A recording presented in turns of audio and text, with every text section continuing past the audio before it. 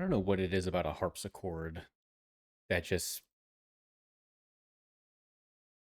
tickles the right part of my brain that I just enjoy listening to it. I don't know what it is about harpsichords that I like so much, but I just really, really, really like the sound of a harpsichord.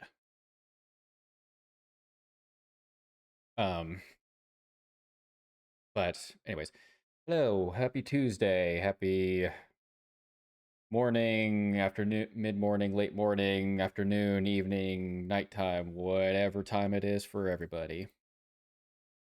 For me, it's 1 o'clock in the afternoon. So it is actually cleared up a bit since this morning. This morning was actually kind of muggy and a little dreary, but seems like the sun's starting to poke through the clouds a little bit, which is kind of nice because if it warms up a bit more, I might actually open up a couple of windows just to get some air in here.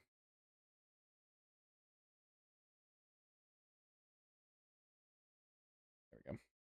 I didn't have a whole lot planned for today, honestly. I was trying to think of some stuff that might be entertaining or fun, or something a little bit different, but I couldn't I couldn't make up my mind by the time I was going to bed, so I was just ended up defaulting to, you know what?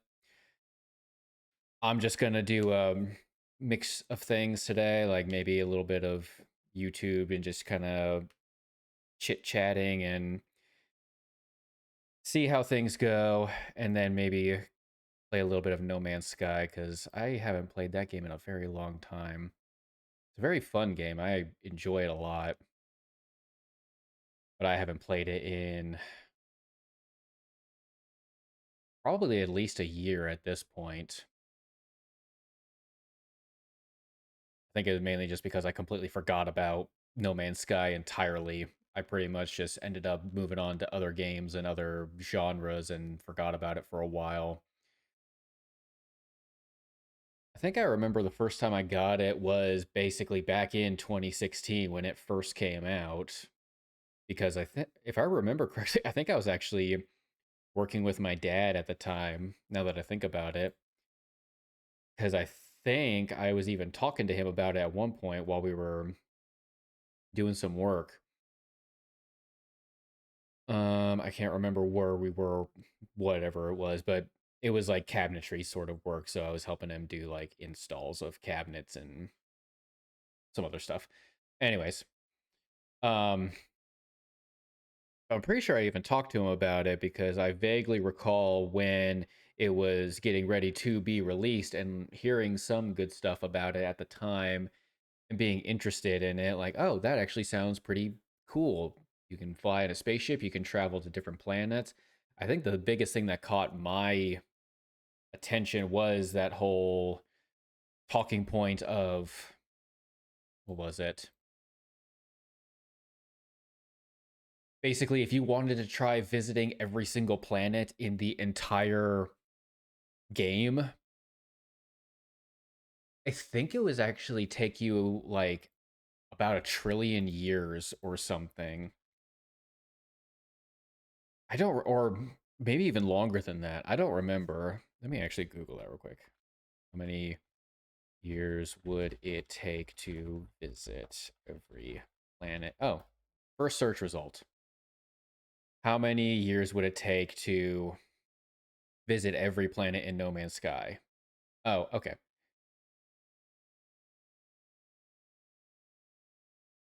Oh, okay. Yeah, I was off by a few 100 billion years.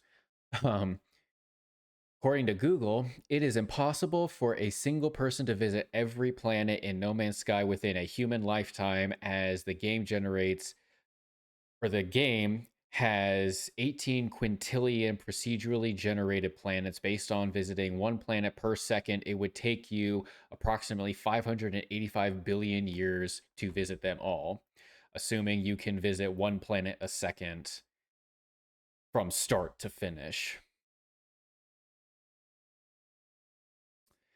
I unfortunately do not have that time available to me to do that.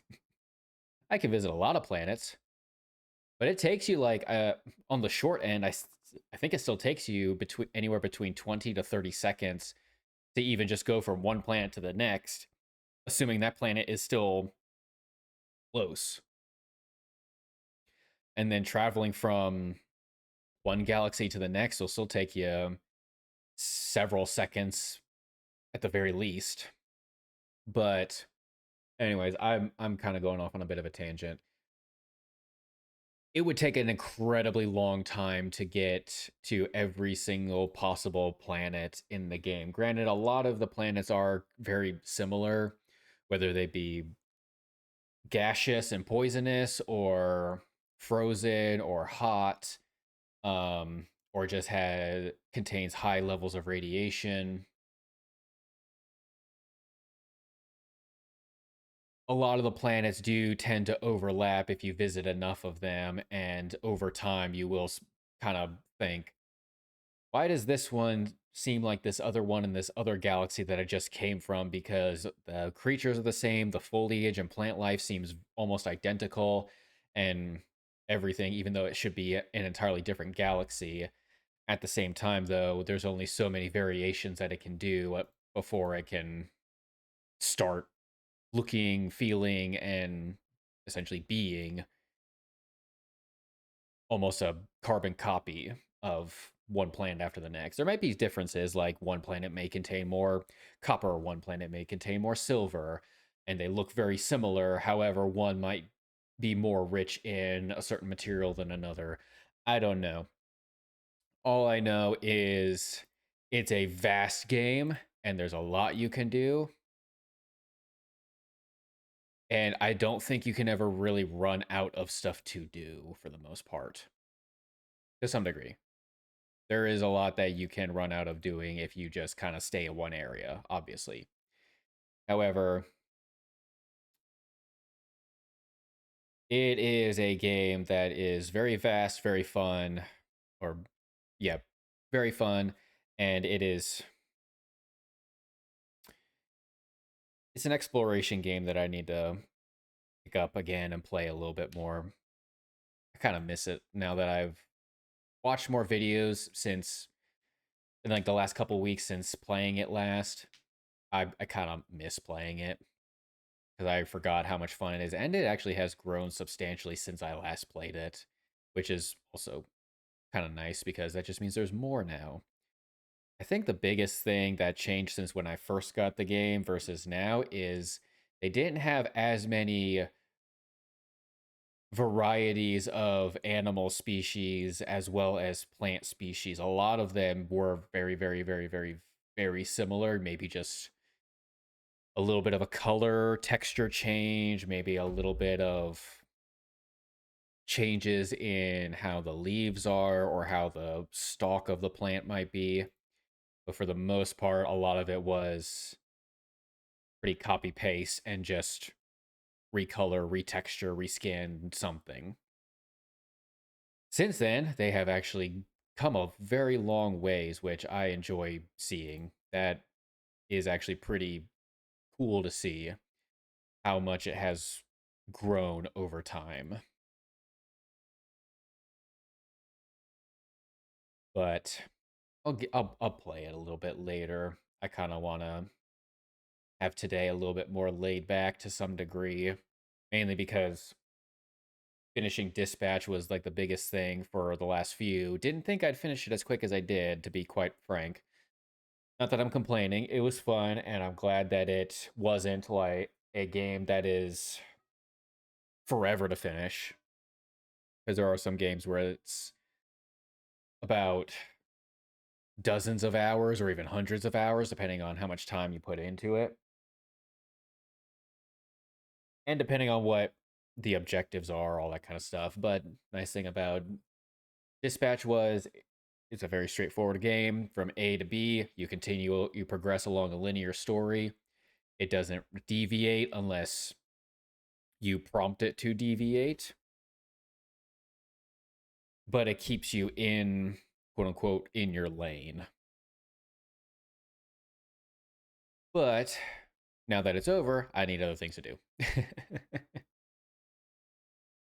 So, figure today would be a good opportunity to step back a little bit, maybe do a little bit more leisure stuff. And I would say I could do reaction stuff every now and then. The only problem with that is I am on the internet so much, include especially on YouTube, that it would be very hard for me to be a reaction channel or a reaction stream because more than likely I would have already seen it at least once. There's a lot of streamers that I see who are starting to watch certain videos like Dungeon Soup. I've seen kind of picking up a bit more for what was it?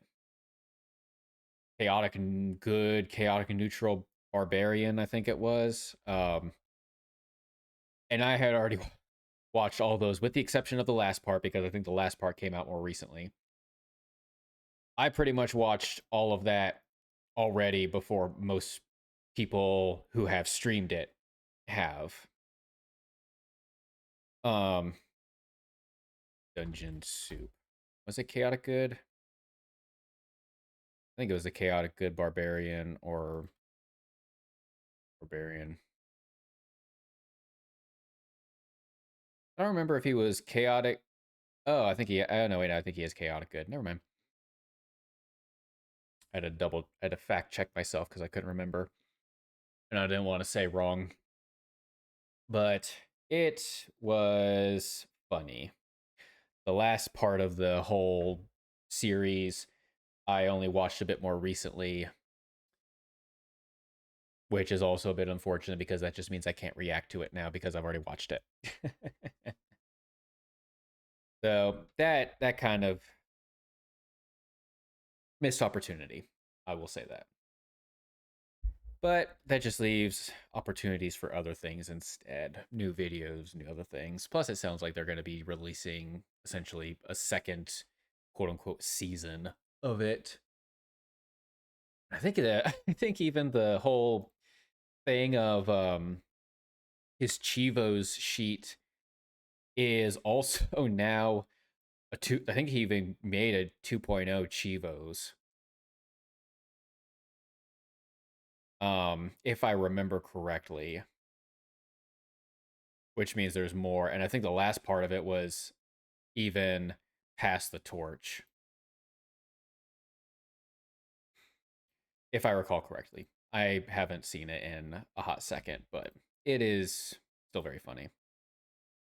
But I figured that it would be kind of nice to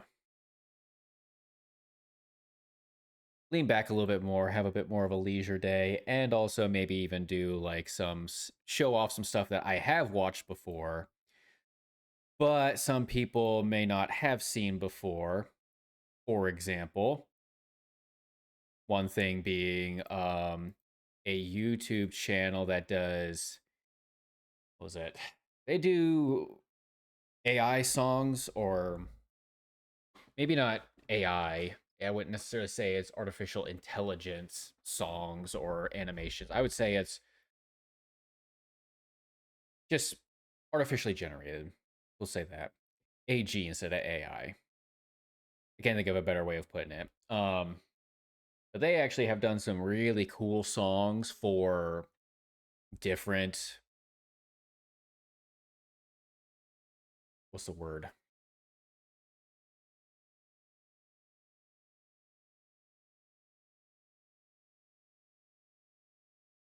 Can't think of the right word.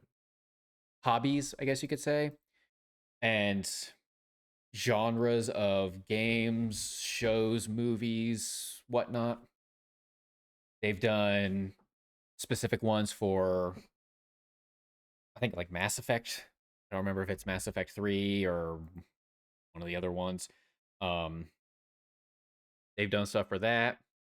They've done some for Warhammer. They've done some for Lord of the Rings. They haven't actually done Actually, no, they have done a recent Lord of the Rings one, slightly more recent Lord of the Rings one. What was that one? Oh, here it is. Kind of based off of what was it? The game Middle Earth Shadow of War, where they did they categorized it as orchestral metal song from Lord of the Rings, but basically it's, hey, here's Talion, here's Celebrimbor, and they're doing a whole song summary about the, what's the word? They did basically it's a song summary about the events in the first game of Middle Earth, because there's Middle Earth Shadow of Mordor and then there's Middle Earth Shadow of War. And they did Middle Earth Shadow of Mordor first. So they based it off of the first game. And now they're doing it, or I actually kind of hope that they do another one for Shadow of War as well. I think that'd actually be really cool to see. Anyways, I kind of have it pulled up, so let me actually go ahead and pull it up on here too. There we go. I think trying to double, okay, yeah, cool. I was trying to double check the, what was it? The borders on my display and everything and overlay to make sure nothing was cropped out of sorts or out of place, because that keeps happening and it is very aggravating to pull it up, wait for it to load, and then see, oh yeah, I can see like, oh, I guess I can't see my cursor. I'll change that later. Basically, I could see the left half of the screen, but I can't see the right half, or vice versa or something. Or I can't see the bottom half because it's so damn big. I digress. It's a pain in the butt. I dislike it when it happens, but it happens. But it is a cool song.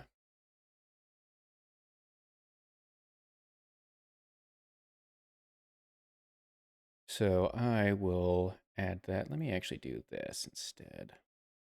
Nope, wrong thing. I accidentally clicked on the wrong overlay. Damn it.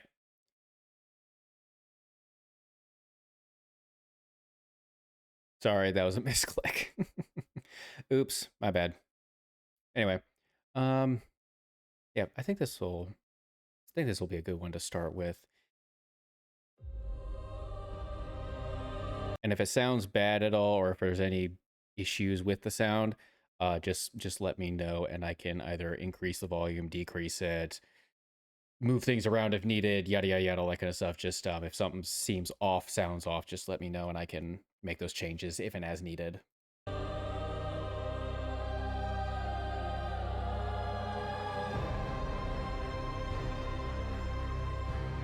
I will say this song is a little bit more on the depressing side because the events of Middle Earth Shadow of Mordor is grim.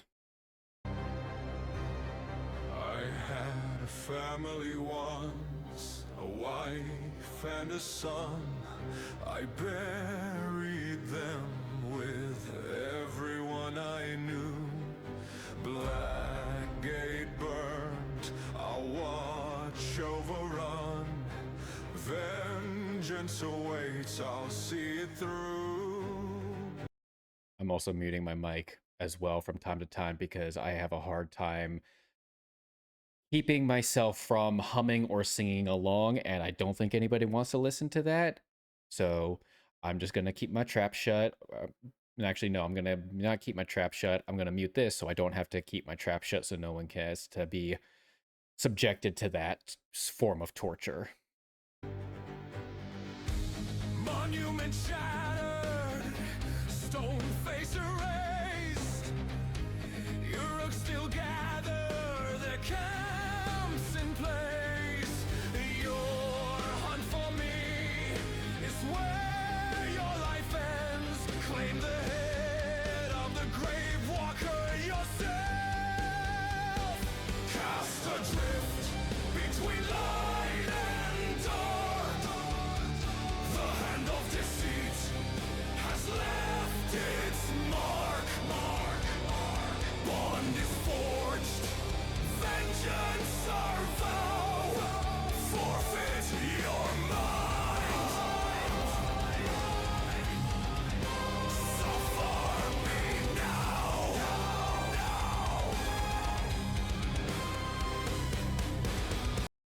are some songs that they post that doesn't have the best animation in the world. Some of it's a little bit to be desired, to put it one way. Um, However, the vast majority of their stuff is very, very good. One of their more recent ones is from Warhammer 40K for, what was it? Arn the Betrayer, if I remember right. I think it was that one, or that character, where you can see a few spots where it's a little meh, but for the most part, it's really smooth. Excuse me. Really smooth, really well animated, and maybe I'll show that one next because that one's actually kind of a nice one too. Um, but it is very well designed from what I have watched. Why do we chase these dreams? No answers, only more questions. Her sight clouded, mind and body unwell. The queen has been under a wizard's spell. One foe defeated, the next will descend. Each servant of Sauron will meet its end. Orc ranks broken, scattered company. It is time to lead an orc army. Cast adrift between light and dark. The hand of deceit has left its mark. For anybody who doesn't know, Celebrimbor is actually one of the characters in Lord of the Rings who helped forge the Rings of Power before Sauron got his hands on them, corrupted some, I think corrupted some of them, with the exception of the 3 Elven Rings of Power. If I recall correctly, I could be mistaken there. And also, I think kinda gave him the idea to forge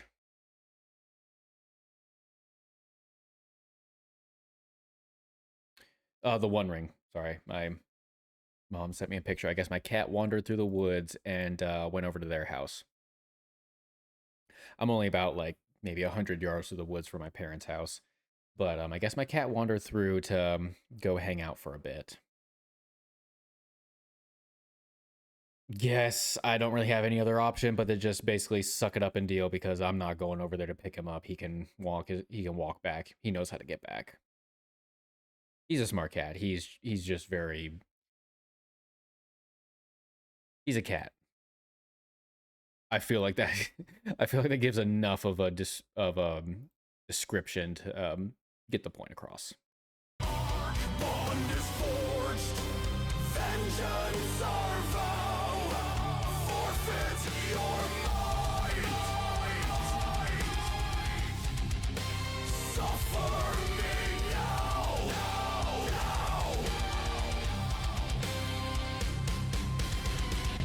All of this, it was your doing. Marked me with lies you kept hiding. You said we were cursed, deceived me. I should have died with my family. Also, to anybody who might be joining or lurking or anything like that, welcome in.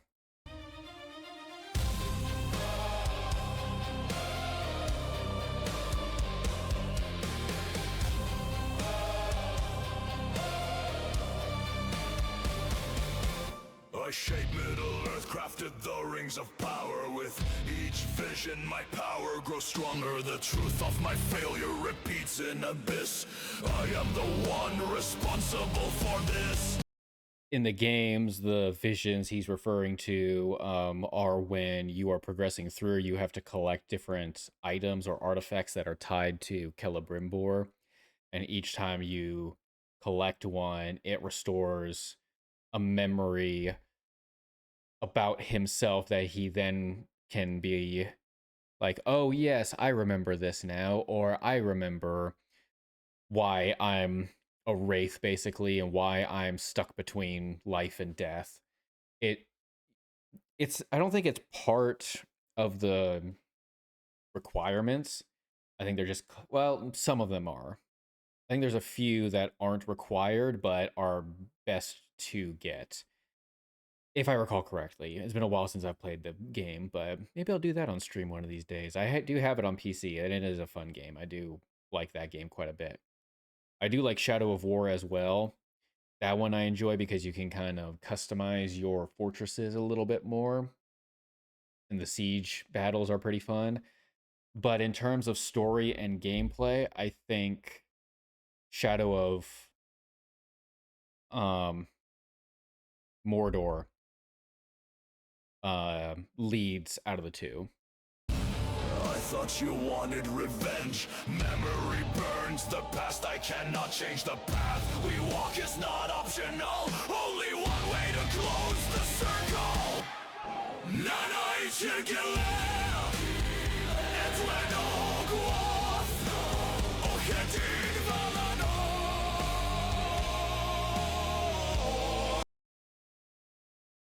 Forgot that that's what that means. Basically, Valinor is the blessed realm in Middle Earth. Valinor is basically where, what's a good way of describing it? It's basically like heaven, essentially. The blessed realm is basically um paradise, essentially.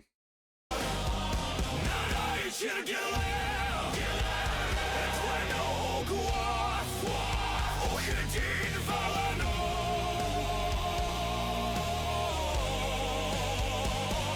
Cast adrift between light and dark. The hand of deceit has left its mark. Bond is forged. Vengeance our vow. Forfeit your mind. Suffer me now. Could you rest for eternity, knowing you had the chance, yet did nothing? A shadow of war is approaching. The time has come for a new ring.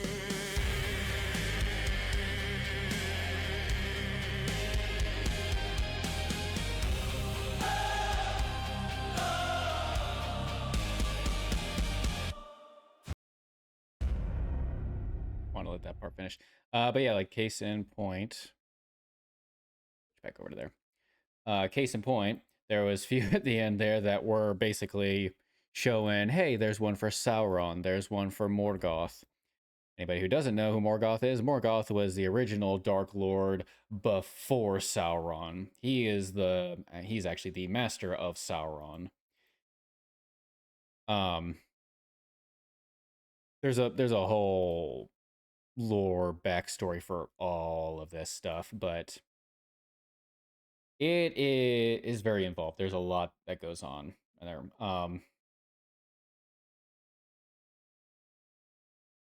That's weird. Why is that poking out from below?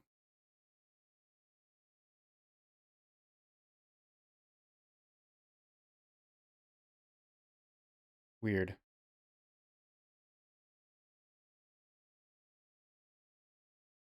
I don't know why that's popping up there. That is very bizarre, actually. That should not be happening. Why is that overlapping with my overlay? That should not be happening. I don't even have anything on this scene to even display that. Why is that even showing up?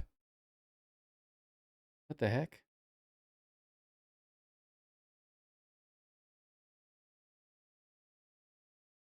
That is weird. I need to figure out what that's about because that's showing a window. if it was showing like my desktop and for some reason that sliver, I guess that would kind of make sense, but there's nothing even in this scene that I have in OBS that would cause it to do that, I don't think.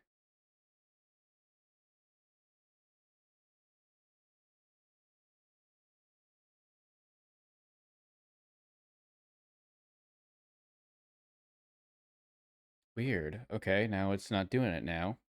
Interesting. I wonder if it was like some weird conflict with another overlay that I have or something. That was weird. Because I was getting another video kind of ready that I was like, oh, this one might be fun to just kind of watch because I watched it earlier and it was pretty funny. Um, but I don't know why I did that. That was weird. Anyway, it's fine now. It's not doing it. I think it was maybe one of the overlays that I. Oh, wait a minute. I think I know. I think it was because I have like a Spotify overlay that I have down below normally that I use for when I'm playing music in the background. That might have been what was going on. Let me see.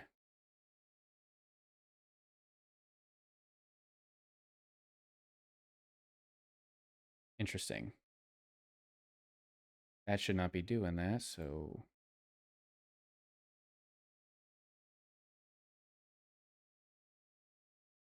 Oh, I see. I see what happened. That's what.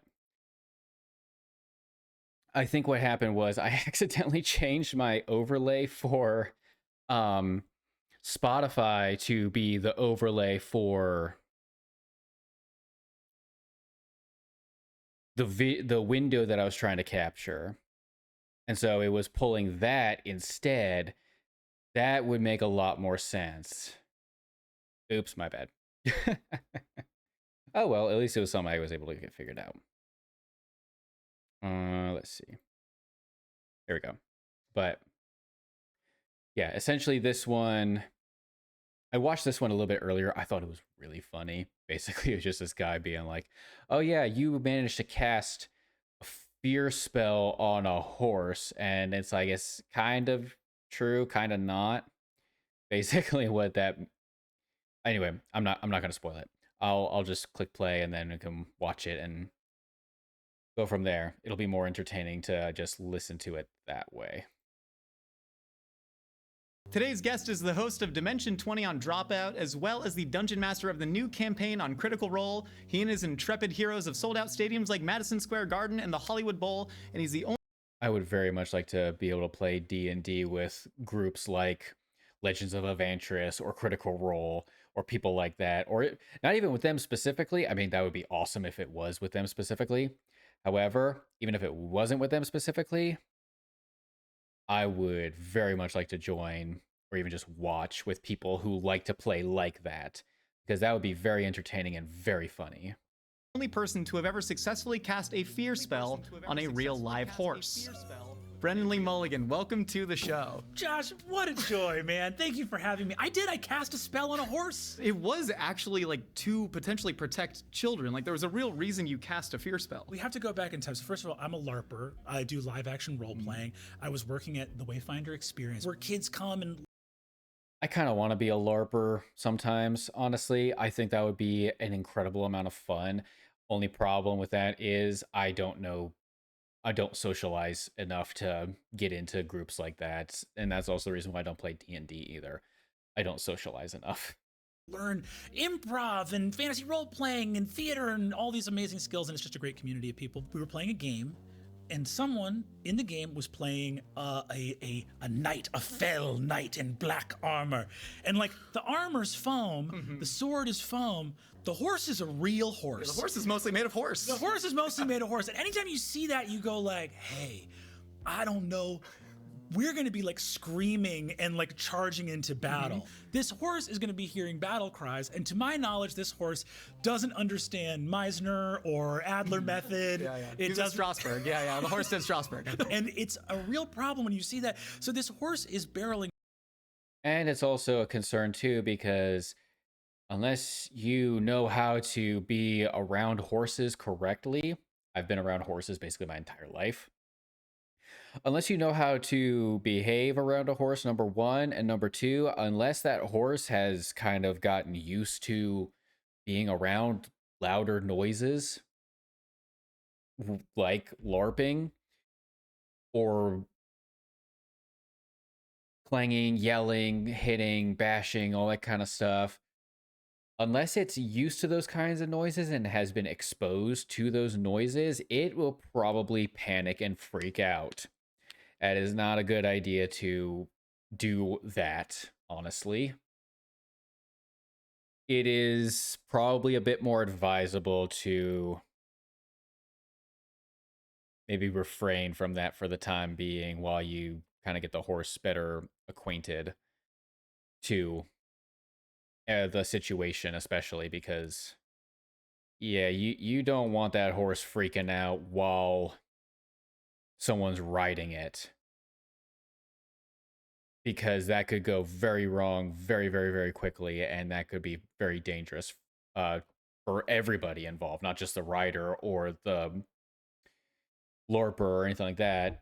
It would be dangerous for everybody. Down. Now, I'm sure the rider was a very accomplished rider. However, I am 15 years old and I see a real horse charging full speed at me. And so I blow on this little plastic hockey horn, which creates time stop. And the person riding the horse stops, and I call out, and this person that was playing tended to play these extremely overpowered characters. And so I went, I know if I cast a spell on this person, they're gonna be like, as a half fairy, half demon, I'd repel your spell. And so I said, I'm gonna take a swing on this one. And I called out and said, by my power as an archmage of the Jaden Circle, I target the horse, who I assume has no arcane defenses to speak of. Fear, by the power of 9, fear. And to the rider's credit, as a great LARP player, they whipped that horse around and rode off into the forest. Incredible. What a way to just like And that is good that he had control of the horse, because if the horse decided to panic while the rider was on it, the rider could get hurt and anybody around could also get hurt. So it's also good that the horse didn't freak out at the fact that he was also yelling as well. preserve all of the fun that's being had, and then also preserve mangled bodies from happening. Preserve the 12-year-olds that I don't want to be trampled by a real horse who's going, I have no ability to discern fact from fiction. Today's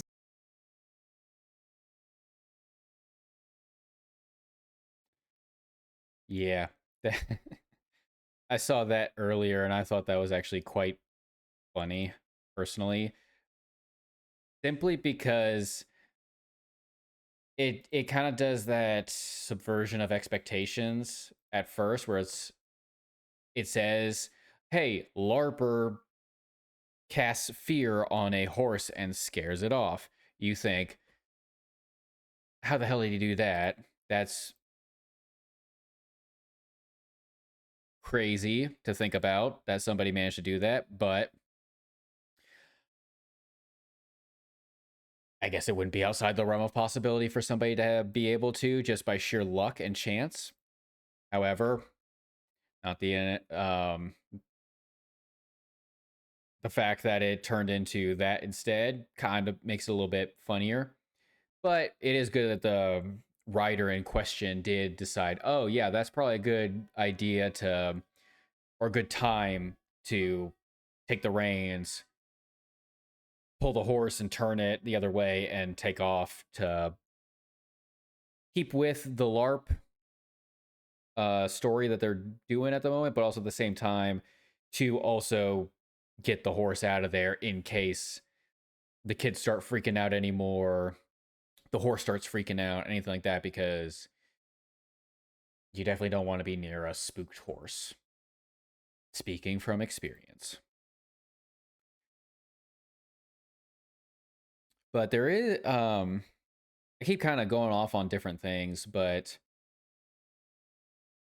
there was this other little piece of information that I had learned as well. I needed to fact check this again.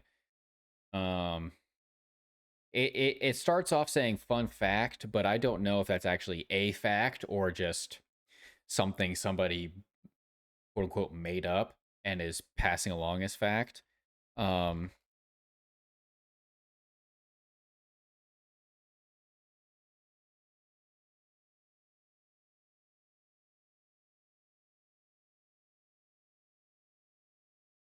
Let me double check real quick.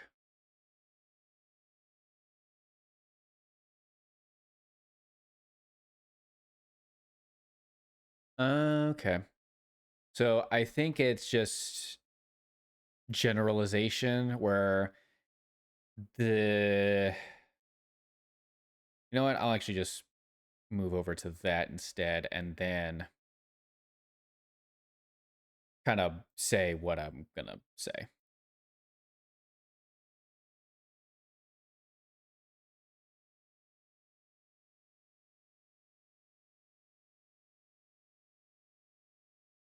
I'm also doing a couple things real quick. Sorry.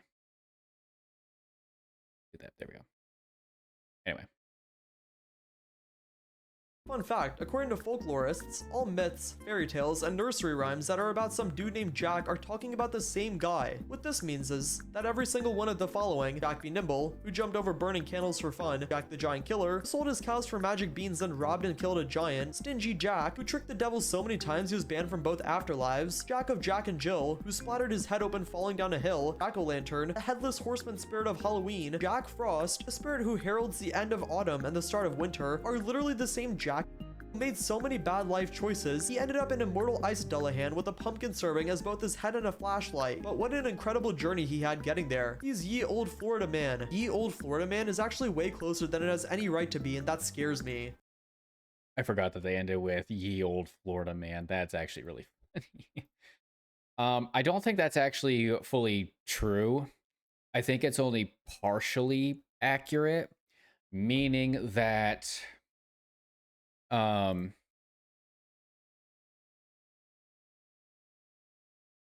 basically meaning that while they all share the same name, Jack, it is not actually the same Jack. It is different Jacks, but they all are the same name, basically. Like, that's the only resemblance between any and all of them, is the fact that their names are Jack. Like, that is it. But the other stuff that they talked about, like Jack be Nimble, Jack Frost, Stingy Jack, all those ones are actually interesting stories, honestly, because which one was that other one specifically? Let me find it again because I need to look at that list one more time. Come on.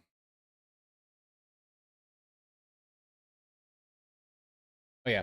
So the let's see. Not Jack be Nimble, not Jack the Giant, Stingy Jack. Stingy Jack, that's who I was trying to look for. Stingy Jack is actually somebody who did trick the devil. He did, I think what happened, I think the first time he tricked him was basically saying, hey, you can't turn into a coin or something, or be like, hey, pay for my food or pay for my drink and then I'll go with you, because the devil wanted to come and collect Jack's soul because Jack was a horrible person. So he was like, oh, cool, you get to go to hell. I'm taking you, I'm going to come collect you myself.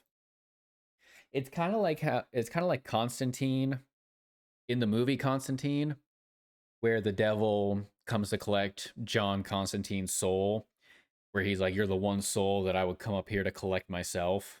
I think it was kind of the same thing for Stingy Jack, where it's like, oh yeah, you're such a despicable human being that I would come up here myself in person to come and collect your soul.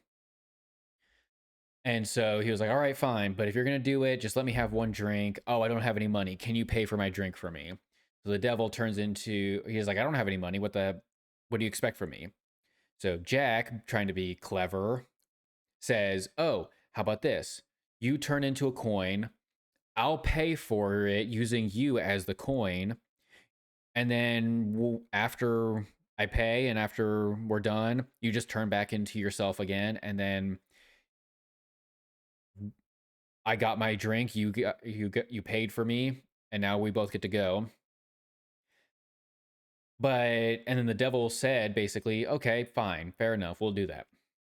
Does it, but instead of paying like Jack said he would, he takes the coin and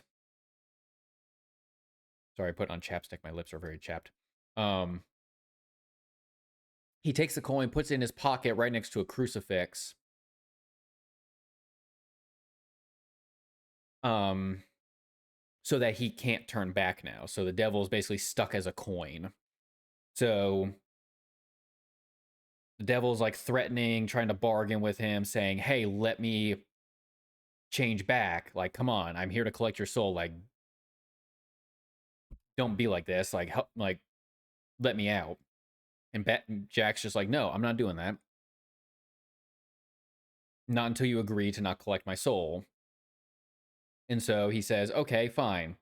I won't collect your soul for I think like 5 years or something, or like some period of time over at least 1 year." Because I don't think it was over like weeks or months. I'm pretty sure it was over years. Um, Actually, Jack-o'-lantern kind of comes into play on this one a little bit too, honestly. I think this is actually how the first Jack-o'-lantern kind of came to be, which led into the Headless Horseman. Anyway, so after that allotted amount of time, the devil comes back again and is like, "Hey, I'm here to collect your soul now." He's like, "All right, fine, but I can't leave without eating one last apple out of that apple tree. But I'm not as healthy as I used to be, so I can't go climbing the tree myself. So I can't go and collect. Will you climb up in the tree for me and collect the apple for me, and then I'll go with you?" The devil says, "Okay, yes, I'll go get it, but then we're definitely leaving after this." He climbs up the tree, and then Jack traps him in the tree basically with, I think he surrounds the tree with salt. So the devil can't climb down to leave the tree.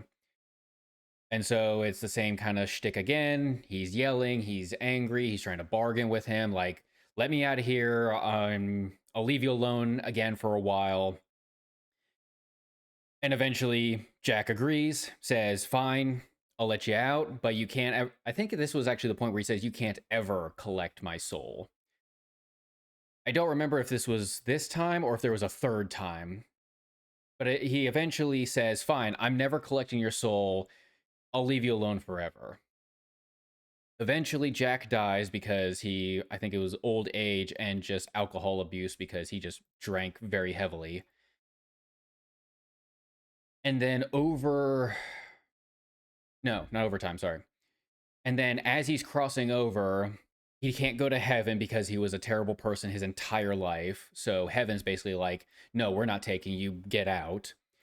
He is sent down to hell instead because where else is he going to go? He can't go to heaven, obviously, because they kicked him out because he's been such a terrible person.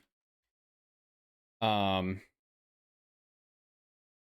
so he goes to hell, finds the devil. The devil's like, "Yeah, no, I said I wouldn't collect your soul. So no, you're not welcome in hell either." So he can't go to heaven, he can't go to hell. He's basically just stuck in limbo. So instead, I think the devil instead gives him like an ember from hell that shouldn't burn out, but only emits like a very faint glow. It doesn't give him like a lot of light, but it gives him a little bit of light, at least to light his way through purgatory, limbo, wherever he's essentially stuck at. But he can't carry it because the ember is too hot because it's an ember from hell. So what he does is he hollows out a turnip, drops it in, and uses the turnip as a lamp. The turnip then over time became a pumpkin, which became the modern day jack-o'-lantern. But the original lore, as I understand it, is it was a turnip initially that eventually became a pumpkin. Not that not like Cinderella, where it's like, "Oh, hey, I'm going to turn this pumpkin into a pumpkin carriage," or it like transforms from a turnip to a pumpkin. Basically, it was just, I guess, aesthetic purposes. I guess a pumpkin kind of looks better as a jack-o'-lantern versus a turnip, maybe. I don't really know exactly that part of it specifically, But that's kind of how I understand it. But actually, while I'm on the subject, there is actually a video of this guy. His name is John Solo. He's actually really smart. Where'd it go? Here it is. So I'll put that on because that's actually also going to be pretty interesting as well. This episode is brought to you by Squarespace, the all-in-one service you can use to build and run your business. Okay.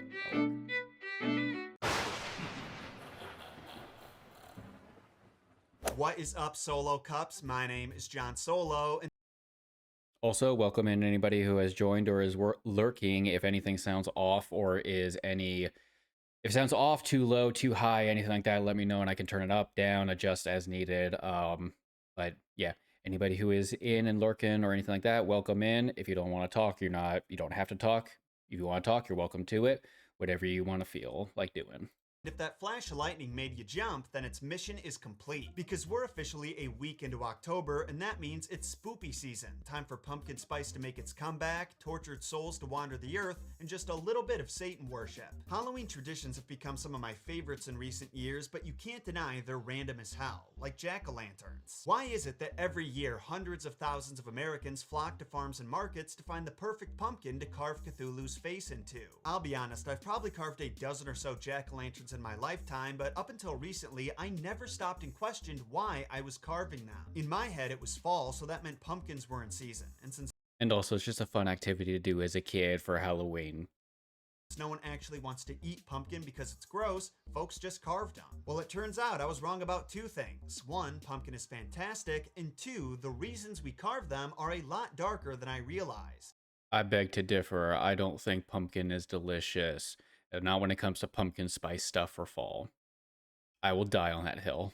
The tradition of carving jack-o'-lanterns actually started over 1,000 years ago in Ireland, and when you consider the name, Jack-o'-lanterns, that's almost too obvious in hindsight. But to understand why the Irish made jack-o'-lanterns, I first have to tell you a story about a guy named Stingy Jack. He was a liar, a manipulator, a drunk, and his soul was so black that Satan himself was jealous. So I really think you're gonna like him. We're about to jump right into his story, but for those who enjoy messed up content that changes the way you see the world and want more of it delivered to your sub box every single Thursday, be sure to carve a face into those like and subscribe buttons. And now, without further ado, the messed up origins of jack-o'-lanterns.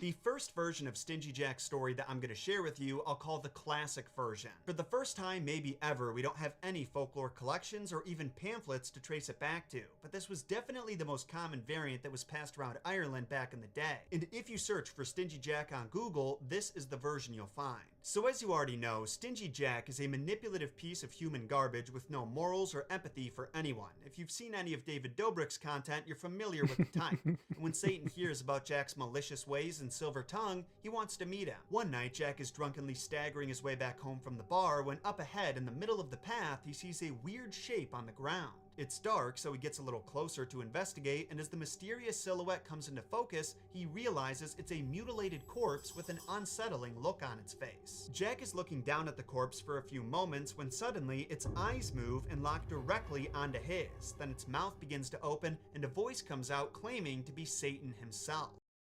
I don't remember any of this. Well, then again, I've only looked into it very little and sparse, but I don't remember this part of the story. At this, Jack realizes he's about to be taken to hell, and so he asks Satan to go back to the bar so he can have one last drink. And Satan figures, what's the worst that could happen? So together, they go back to the bar and order enough drinks to kill a man. Well, when the devil says it's time to go, Jack says the least he could do is pay for his drinks. He is taking him to hell after all. The request took Satan off guard, but he saw Jack's point. The only problem was he didn't have any money with him. So Jack says, don't worry about it. Just turn yourself into a silver coin. I'll pay with you, and when the bartender's not looking, you can just transform back. Apparently, Satan forgot that dining and dashing was a possibility, so he agreed and turned himself into a coin. Only instead of paying, Jack put the coin into his pocket next to his silver cross, which meant the devil was stuck in his coin form. It wasn't until Satan agreed to give Stingy Jack another 10 years before collecting his soul that he was released. But 10 years of boozing and schmoozing later... Oh, it was 10 years. I thought it was like a year, maybe 5. I didn't think it was 10. That's actually a lot longer than I thought. Satan returned and went to Jack's house directly to receive what he was owed. Just before the pair started their journey to hell, though, Jack had another request. Could the devil please get him an apple out of a nearby tree before they leave? Initially, the devil says absolutely not, but Jack says, come on, you don't want to hear my stomach grumbling the whole journey, do you? So faced with that annoyance, Satan picks what he believes to be the lesser of two evils. Only when he climbs up a nearby tree to get an apple, Jack surrounds it with crosses, which means the devil can't get down. And this time, Jack blackmails him into agreeing to never collect his soul. Okay, so that was when that came into play. Okay, I thought it was like if there was a third attempt as well. I didn't think it was anything like, oh yeah, I did it once, I did it twice, I did it 3 times. I thought there was a third time, but I guess it was just the 2.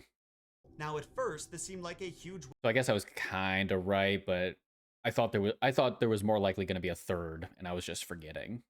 win for Jack. He lived another few years happily conning his way through life until finally the excessive drinking killed him. And when his soul went to heaven, God personally came out of the gates and said, there is no way in hell you're getting in here. At that, Good pun.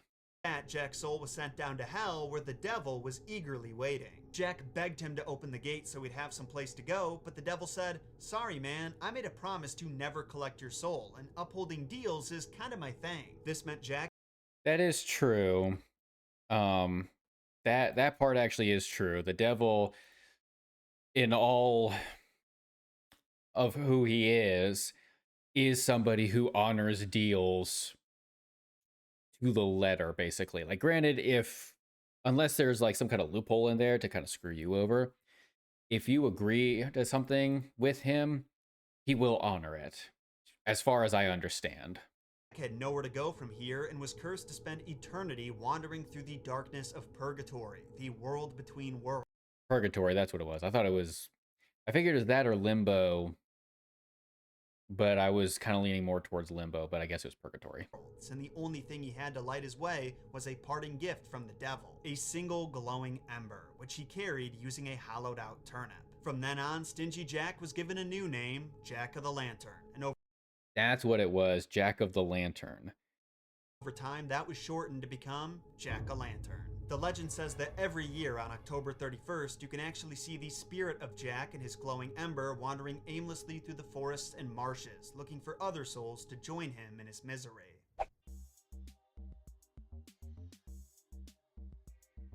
Now there's another version of Stingy Jack's story that I prefer a little more than the classic one. It's a bit more violent and the tricks he pulls are a little more elaborate. Before I tell you it though, I should clarify what exactly the folktale has to do with the creation of jack-o'-lanterns besides the name. You see, these stories about Stingy Jack were told a long time ago. I'm talking prior to the year 800, so mankind's belief in spirit Prior to the year 800, holy crap.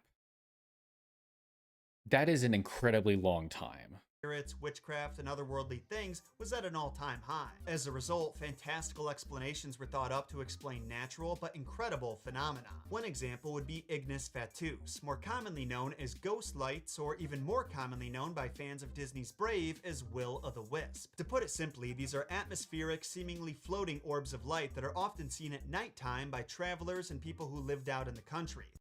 Swamp gas. They're especially common in wooded and swampy areas. The scientific explanation for them is that gases being emitted by the marshes are igniting in the air and creating a floating flame effect. But back in the 8th century and earlier, people didn't know that, so other causes were thought up. One such cause was Jack of the Lantern. If you looked outside your cottage and saw glowing lights off in the distance, that meant Stingy Jack and other spirits like him were out there searching for helpless souls. And believe it or not, some people actually fell victim to these lights. Weary travelers would sometimes mistake them for torches from a town up ahead, and they were so desperate for shelter, because remember, the lights mainly showed up in environments that were miserable to travel through on foot, that they wouldn't pay attention to where they were going and would end up walking straight into a bog and drowning. After reading this, I couldn't help but think of Lord of the Rings when Sam, Frodo, and Smeagol are traversing the dead marshes, and Frodo is so entranced by the lights that he almost drowns. Apparently, according to Tolkien, not according to Tolkien, sorry, according to fans, who I think read Tolkien's letters to his son, I think, if I remember correctly.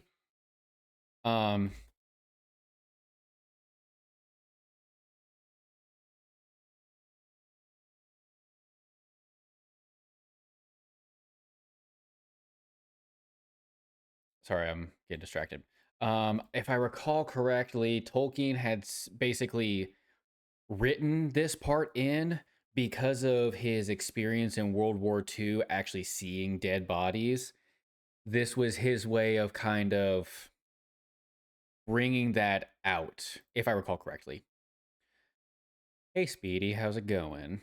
I'm not really doing a whole lot today, honestly. I'm primarily just doing YouTube, chit-chatting, and then I might do a little bit of like No Man's Sky towards the end. I didn't have a lot planned for today, and by a lot, I mean none at all. I had nothing planned. I could not make up my mind about what I wanted to do. So I was just like, you know what? YouTube, chit-chat, a little bit of No Man's Sky if I'm feeling like it by the time I'm getting to that point. And it'll just be a bit more of a leisure day and just kind of whatever kind of day. I kind of was talking about different things before, like what was it?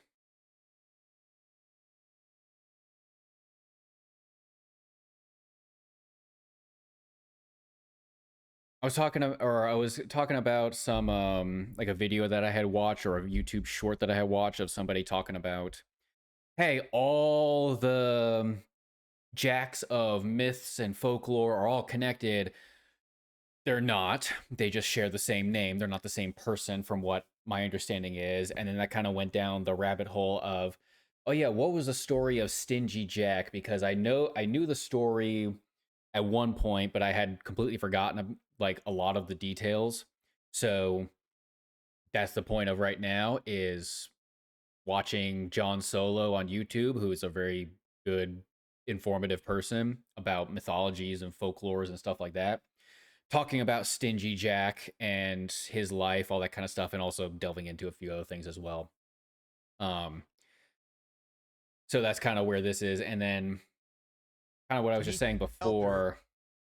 After reading this, right in this area of the Lord of the Rings, where they're in the Dead Marshes, if I recall correctly, it was learned that Tolkien included this scene as his way of, I think, his form of therapy and also discussing and describing from his perspective his experience during World War II, seeing dead bodies at his feet of like enemies, his friends, people he knew, all that kind of stuff. And this was his way of, I guess, kind of getting it out of his head and onto paper to be kind of a therapeutic thing for him. And also to kind of describe to people in a more tame way the kinds of things that he saw and experienced like this. Sorry,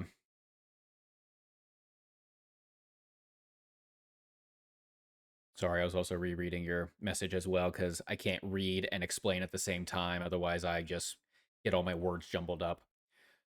I'm in a very similar boat. I'm not sick quite like that, but my nose is very runny today. Like it is not. I've been blowing my nose a lot today, to put it very bluntly. So I feel you there, but hopefully you feel better soon because, yeah, feeling sick definitely is not fun. But hopefully it's just like a day or two kind of feeling. And hopefully by the time you're ready to go to bed and you wake up tomorrow, hopefully the sleep will kind of kick it out of your system. One thing I will say is if you are running a fever at all, as much as it sucks to do this at night, this actually has helped me. I don't remember if I just figured this out on my own or if this just worked for me specifically, or if it was something that my parents had suggested to me. I don't remember. But if you're running like any kind of fever or even like a mild grade fever, basically layer up and sweat at night, even if it is just outrageously uncomfortable and it just feels disgusting. Let yourself sweat because the heat will basically heat your body up to the point where it'll work towards killing all of that like bacteria or anything that's in your system that's causing you to feel crappy.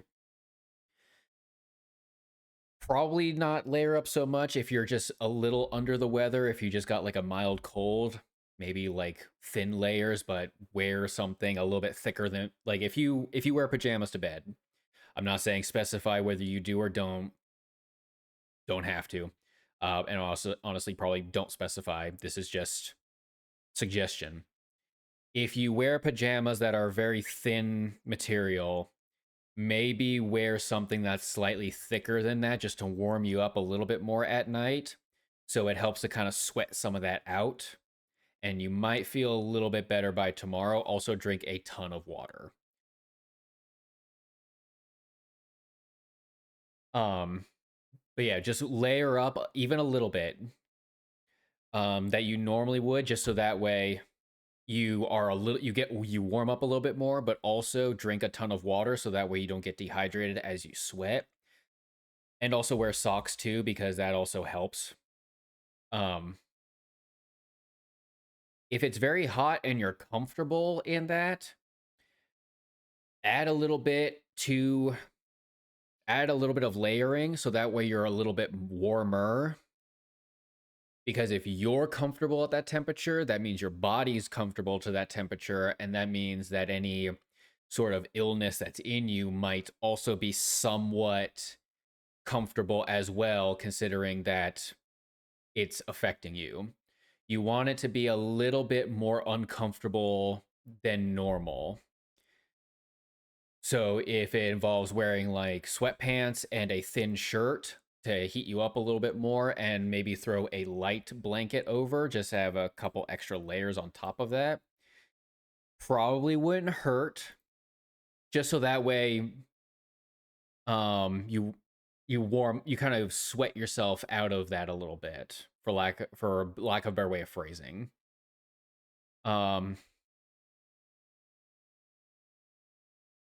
It might. That may not actually be a bad idea, honestly. That may actually be a pretty decent idea. The reason why I say that is because then when you're going to bed, you're going to feel a little bit cooler, which means you are going to want to add more layers to warm up.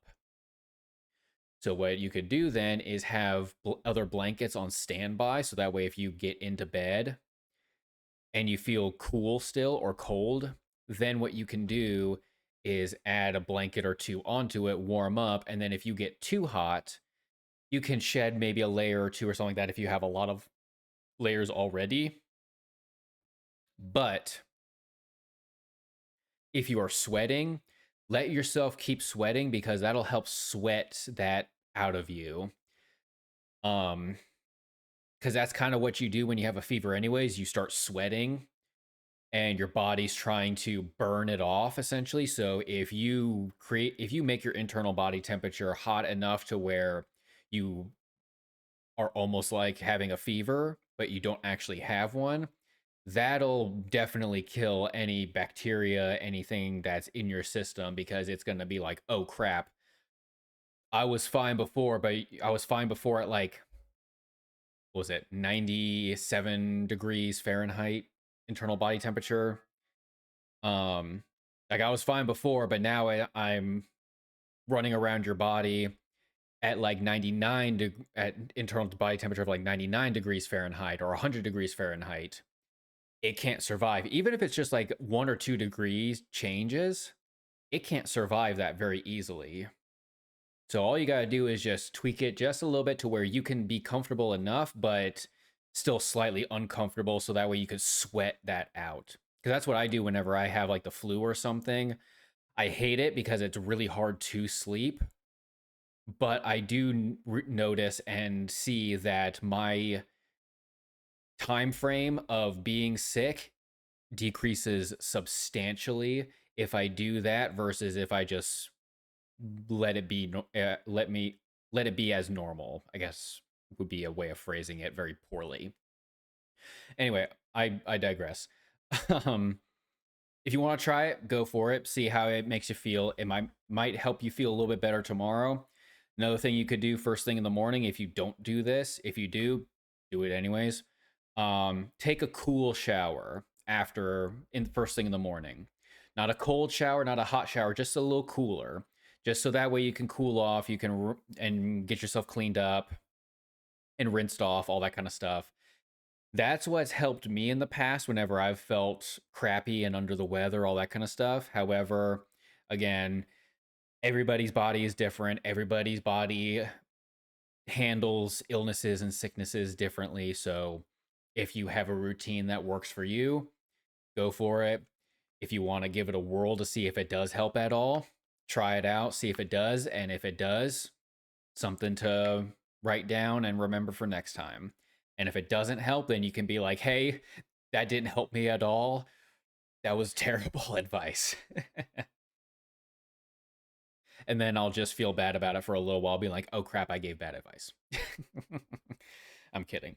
But yeah, if it works, great. If it doesn't work, see if you can find something that works better for you, because everybody will be affected differently by sicknesses, illnesses, all that kind of stuff. But anyway, back to Stingy Jack. This is what I was kind of on about earlier. I couldn't help but think of Lord of the Rings when Sam, Frodo, and Smeagol are traversing the dead marshes, and Frodo is so entranced by the lights that he almost drowns. Willow of the Wisps and all that kind of stuff. I remember this as well. I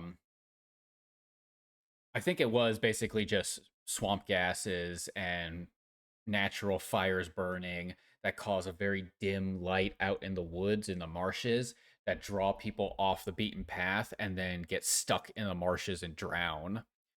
Because what was I saying?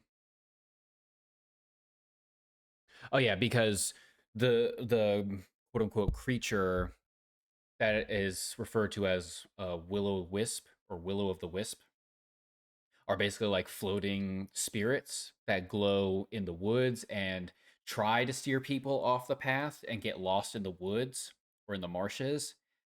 That's the lore behind them, if I recall correctly.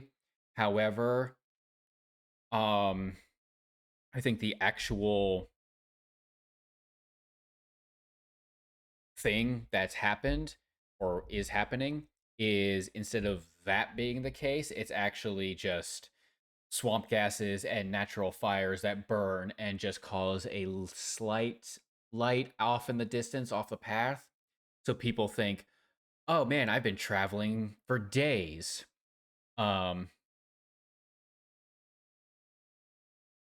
good. Yeah, if that's what you want to do, go for it. Whatever makes you feel better to just kind of chillax and relax. It's going to be kind of a chill stream anyway, so lurking is perfectly fine if you want to do that. I don't expect any engagement for the most part anyways, mainly just because a lot of this is just going to be me yammering on anyways, so feel free to listen in to my jibber jabber. But yeah, anybody who has been like on the path traveling for like days, weeks, months, whatever, will see, oh, there's a light off in the distance. That must be a house. I can actually get some good rest instead of sleeping on the ground or in a tent for a day or whatever. I can go up and ask, "Hey, I've been traveling for such a long time. Can I stay the night just so I can have like one night's good rest in a bed?" That's what they think. So they go off the path thinking they're only going to go a short distance, go into the house, sleep, get back on the path the next day, keep on traveling to their destination, and they'll be a little bit better rested.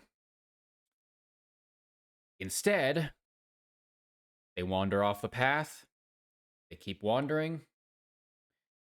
They find themselves in a bog, basically, and they just sink and drown. And then that essentially turned into evil spirits guiding people off the path, making people believe very similarly, hey, there's a light, a house. Let me go see if I can get shelter for the night. And then they get lost in the woods or drown or die in some capacity, whether it be quickly or slowly. That is, I think, if I recall correctly, why Willow of the Wisps are considered like trickster little spirits and fairies and pixies and stuff like that. thinks Tolkien may have taken some inspiration from these old legends. Gollum? Don't follow the lights. Anyway, to keep the spirits away from them, folks in both Ireland and Scotland would make their own versions of Jack's lantern by carving scary faces into turnips and placing them near windows to frighten the evil spirits away. And before you say, come on, people really thought turnips were enough to protect them against evil spirits? Yes. Just look at one. That is honestly very unnerving if you saw something like that just sitting in your window with a candle in it. Turnips were the original jack-o'-lanterns before pumpkins. I just need my desk. But yeah, seeing that in someone's window would definitely terrify me. I'd be like, nope, I'm leaving. I'm getting out of here. Yeah, you're gonna see this in your dreams tonight, and it's all thanks to me. Now you know how I felt that I'd morning I rather woke not up see that in next my to your dreams. Thank you mother. very much. Now, this practice of carving faces wasn't the year-round activity for most people. It was mainly during the Celtic festival of Samhain, which took place on November 1st. But it was believed that on Samhain Eve, October 31st specifically, dead spirits could return to mingle with the living, hence the need for protection. In addition to the face carvings, people would also put on masks and scary costumes when traveling outside so they could blend in with evil spirits. And you're probably noticing at this point that Samhain sure has a lot in common with Halloween. The jack-o'-lanterns, the costumes, the association with death and magic, the fact that it starts on October 31st. Well, I'm sure it won't be a surprise to you that through a certain amount of Christian influence on Ireland, Samhain would eventually become Halloween. You see, whenever Christians moved into predominantly pagan countries, they wouldn't try to stomp out their beliefs and practices completely. Rather, they'd absorb elements from them and make them their own. This made it a lot easier to get the people native to these pagan lands to convert to Christianity. An example of this occurring could be found around the year 609 when the Christians invented a new holiday called All Saints' Day to honor the saints and placed it on May 13th, the same day as Lemuria, a Roman pagan festival where unwanted spirits were banished from people's homes. Due to the added pressure of Christian rulers like Emperor Theodosius putting laws into place that ordered the celebration of Christian holidays and outlawed pagan ones, Roman citizens had no choice but to give up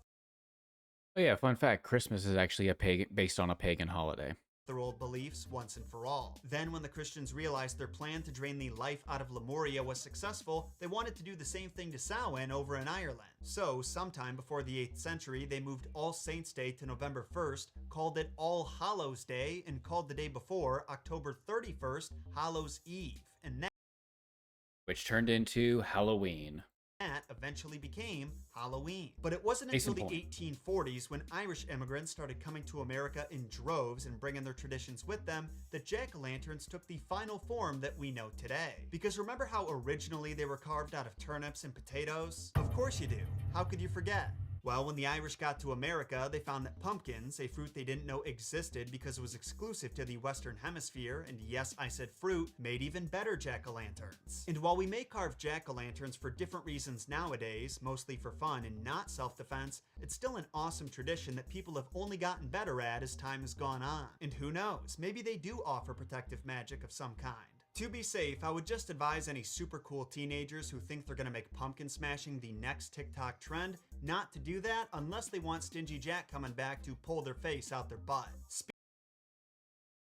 Okay, I didn't remember that part. Okay. Out their butt. Okay. um Yeah, no, like that's just obnoxious to do. If you want to smash your own pumpkins, but don't go around smashing other people's pumpkins.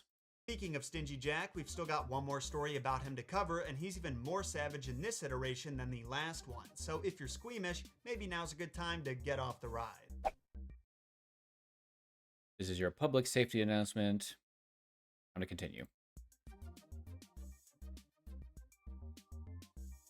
This variant of the Stingy Jack story was published in a penny dreadful called the Dublin Penny Journal on January 16th, 1936, so not exactly close to Halloween season. For those who don't know, penny dreadfuls were cheap little magazines a dozen or so pages long that told stories about criminals, detectives, supernatural entities, topics that are still incredibly popular to this day. I think I even collected some of these at one point. I feel like I did. had some really old comics. I know for a fact I had old Richie Rich comics that my dad had collected and that I held on to for a while. I don't know where those went actually. I don't even know if he still has them or if we gave them away. I don't remember. Anyway, I feel like I had collected a couple of these, maybe. Maybe not. Especially in podcast and documentary format. The reason for their name was that they only cost a penny, but the cheap entertainment didn't mean it was low quality. Legendary characters like Sweeney Todd and Sexton Blake were both born from Penny Dreadful. Oh yeah, that was also something that just reminded me of when I was younger. I actually I did 2 semesters of theater classes in high school. It was actually pretty fun. I was not a good actor. I was not a good performer. Arguably still not. But that was something that I could do for like a writing assignment was pick a play or little booklet of some kind, basically like a play, and then read it, write a synopsis about it, and then turn that in for a grade. Everybody wanted to do Sweeney Todd because it was the easiest one to do. Everybody knew the story of Sweeney Todd. Nobody even had to bother reading it. They just literally had to just get it, say, hey, this is the one I'm doing. You check it out. That's the one you picked. And then you have, I think, like a couple of weeks or a month or something. I don't remember. It was a decent amount of time to go and write your synopsis about it or your overview, your review, basically. And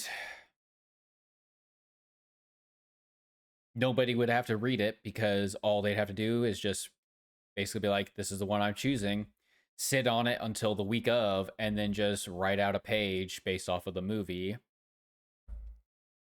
Maybe fact check a couple things to make sure that it was still worked for the play as well, not just the movie, in case they made any tweaks or changes. And that was it. And you basically got a easy grade for doing nothing. This particular story, called Jack of the Lantern, was written by an unknown author whose initials were EW, and it starts out similar to every other Stingy Jack story. We're introduced to this character who's a bit of a shithead, and while he's drunkenly stumbling home from whatever hole he crawled out of, he discovers a concerning scene. While crossing a ford that was associated with tales of murder and superstition, he hears a voice cry out, "For the love of heaven, take me to some human habitation, for I am no tortured spirit, but a poor homeless wanderer who may have lost my way on the wild moor and have lain down here to die, for I durst not cross the rapid water. So may mercy be shown to you in your hour of need and in the day of your distress." Initially, Jack thought this was a trick being played by some demon, but when he summoned the courage to follow the voice and found a battered and bruised wanderer dying in the ford, he was so relieved that it wasn't an evil spirit that he actually humanized the poor guy. For maybe the first time ever in his life, Stingy wanted to do some good, so he threw the wanderer onto his horse and brought him to his house. Naturally, Jack's wife was surprised to see her husband bringing in someone who needed their help, but she was excited for the company, and together they cleaned the old wanderer up, gave him some new clothes, some food, and a warm bed, then they went to sleep as well. The next morning, Jack woke up to a blazing bright light, and where the wanderer once stood was an angel in his place, and to repay Jack for his generosity, he offered to bless his household and grant him any 3 wishes he wanted. Now this is where the tricksy Jack that we're accustomed to makes his return. He wishes Of course it is. that anyone who touches his sycamore tree in the front yard will be stuck to it until he releases them. Oh, yeah, that's right. That's how he tricks the devil the second time is he tries climbing the tree but gets stuck to the tree and then is like, you're stuck to that until I say you're unstuck, so leave me alone and I'll unstick you. I remember now. For the I don't know why that... same rule to apply to his Weird. favorite chair, and yet again for the rule to apply to his toolbox. After hearing these wishes that were all motivated by petty I was going to say why his toolbox, but at the same time, I understand that mentality as well because my dad doesn't like it when other people outside of a couple of us basically basically outside of just us touches his tools, and same with me. If anybody touches my tools or my stuff, not a fan. revenge, the angel let out an audible sigh and granted them, but the powers in heaven had decided right there that Jack would never be allowed in. He had the opportunity to wish for so much good, but instead chose to punish those who wronged him. Nevertheless, the angel's blessing did stay on his house, so he had many children, and every harvest was bountiful. 20 years later, a demon came to collect the devil's due, but as we know at this point, Jack doesn't do anything he doesn't want to, so he told the demon to have a seat in his favorite chair while he left to go put on his Sunday best. Then, when the demon finds it can't get up, Jack returns to the room with a flail and uses it to beat the hell out of the hellspawn until every bone in its body is broken and it's begging for mercy. Jack says he'll only let the demon go if it promises that it will leave him alone, and the monster has no choice but to agree so it can return back to hell. But when Satan finds out that one of his best messengers was bloodied and broken, he sends an even more vicious minion in its place. When the new demon shows up the next day, Jack says, "Fine, I'll come with you, but if we're gonna walk the road to hell, you've gotta let me fix my shoe.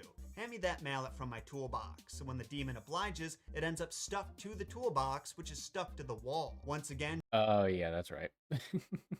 Jack breaks out the flail and brings it down on the demon's bones without mercy. With every swing, he hears another limb split or snap until finally he releases his victim and it returns to hell. On the third day, Satan decides against wasting another one of his loyal servants and takes it upon himself to collect Jack. He shows That's a up bad outside idea. his door and says it's time to get going, but Jack insists that he can't make the trip without his walking stick. Initially, Satan tries arguing with him, saying it's not necessary, but Jack isn't afraid to make himself look really pathetic to get what he wants. So Satan walks over to the sycamore tree to break off a stick, and what do you know? He gets stuck to it. At this, Jack yelps for joy because he just outsmarted the final boss. He runs inside, grabs his favorite flail plus 2 more, and proceeds to break all of them over Satan's head while he's begging for mercy. Then Jack cuts a deal with the devil. He agrees to let him go if he promises he won't ever come back or send one of his messengers to collect him. And left with no other choice, Satan agrees. But while Jack may have outsmarted the demons down below, death itself is a part of nature, so he couldn't defend himself from its assault. And you already know the rest of the story. When his soul showed up at the gates of hell, they wouldn't open. In this version, Satan actually ran and hid out of fear that Jack would see him. And heaven basically laughed in his face when he tried to get in. Being unfit for either meant Jack was cursed to spend eternity in purgatory, walking the earth shrouded in darkness with nothing but a glowing ember and a hollowed out husk to light his way. And that, Solo Fam, is the story of Jack of the Lantern and the messed up origins of Jack-o'-lantern. So now I've got to say thanks to the sponsor who made this episode possible, Squarespace. If you're watching a video on the origins of Jack-o'-lantern, Yeah, I'm just gonna end that there. That's perfectly fine. I don't need to listen to the whole Squarespace stuff. That's a little unnecessary. But yeah, that kind of talks about a lot of that stuff. I find a lot of these things weirdly interesting. I know not everybody does. I know different people find different things interesting. I like looking up weird lore, history, mythology, analogies, I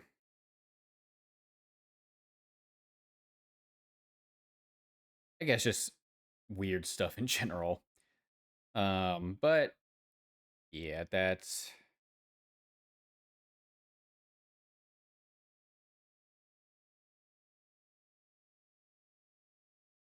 distracted. Good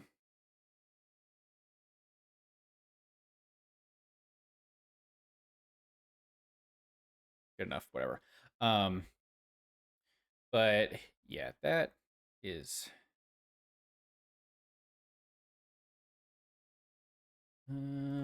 close that on out.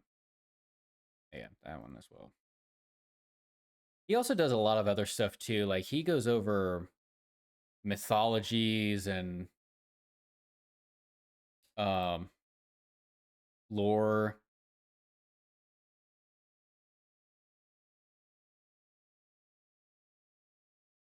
Yeah, like he basically just does like mythology, lore, folklore, all that kind of stuff. And he does them for like Greek mythology too. That was actually another good one. I like watching his stuff about that.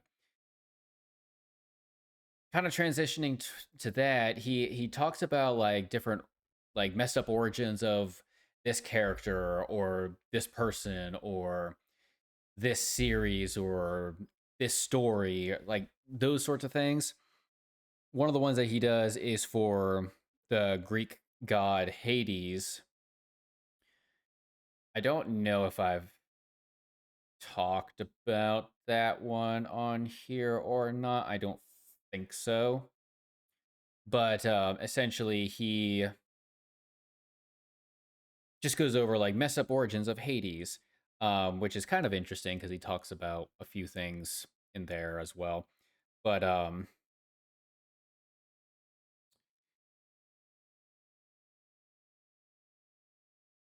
basically, like kind of going off of that, there was like this video that I had seen for Hades, but it was an AI generated song cover of another song from the TV show or the show Has Been Hotel.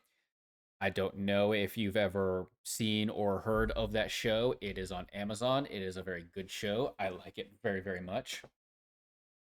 Um Season 2 I think just ended, like I think it was actually this past Wednesday. Um Very, very good show. I like it a lot. But there's this one video that I saw that did a cover of one of the songs from Has Been Hotel called Gravity, but it is a cover for the character Hades, not from mythology, but from the Disney movie Hercules, which is also not the correct way of pronouncing it. It's actually pronounced Heracles, if you're trying to be correct and accurate.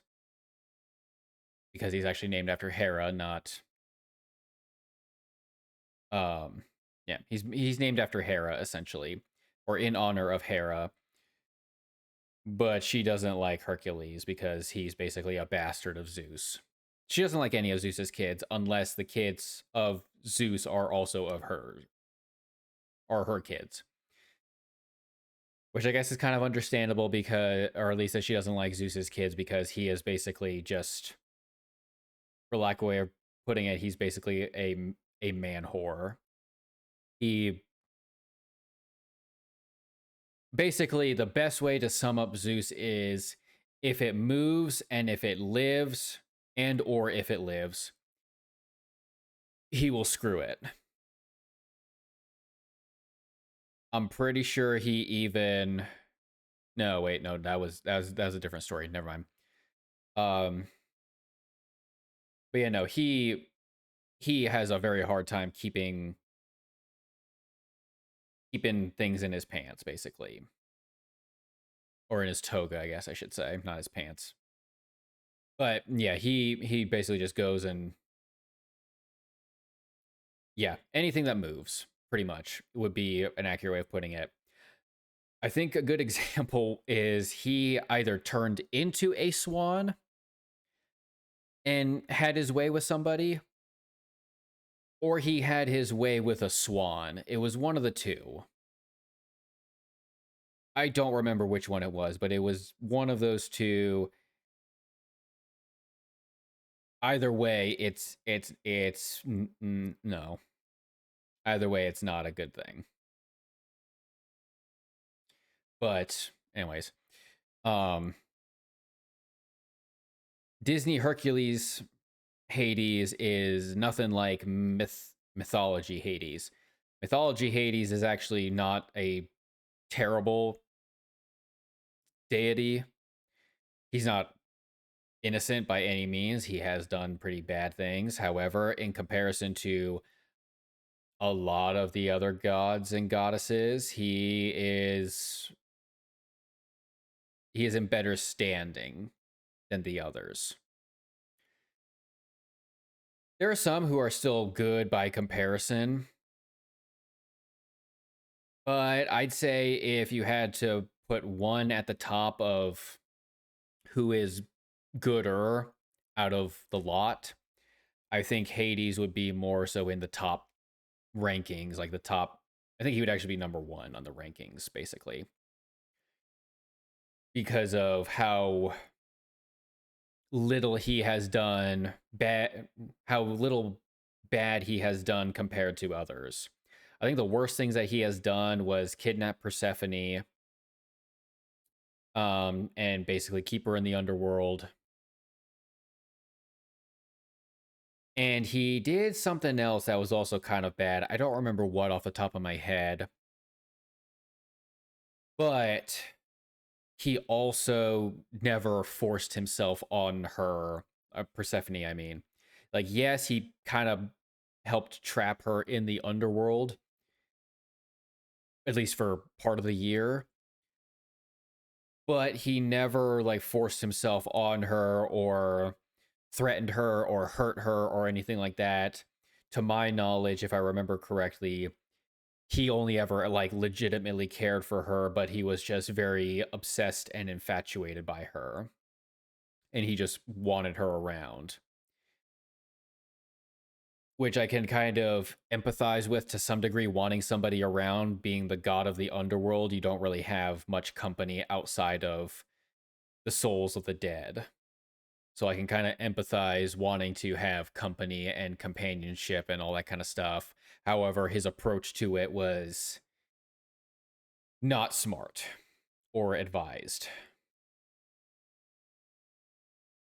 But the song that the, who was this channel?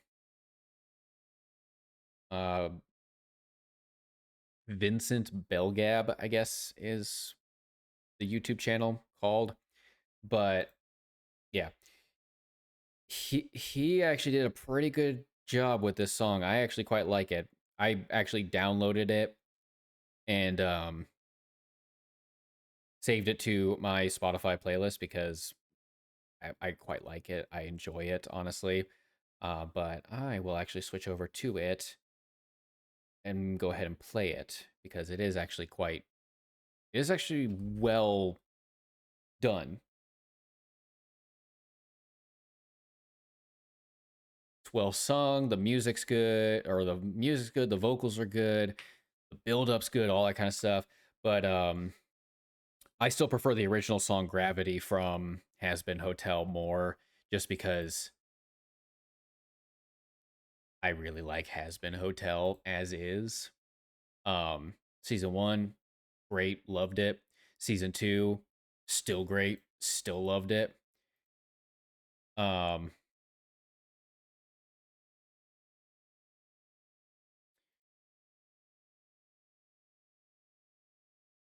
Weird. I don't know why that's... Oh, weird. Okay, whatever. Sorry, I was trying to bookmark something. Oh, I see. That's why. Trying to bookmark something and it was just showing up weird, so I was just confused by the behavior that was happening. Anyway, it's not animated. There isn't really anything that goes on. I think there's like a particle effect. So there's like stuff moving around on the screen, like dots and stuff, or like little particles, but it's not like animated, like there's scene changes and it's full animation. But I will shut up now and play the song because it is a good song. I like it.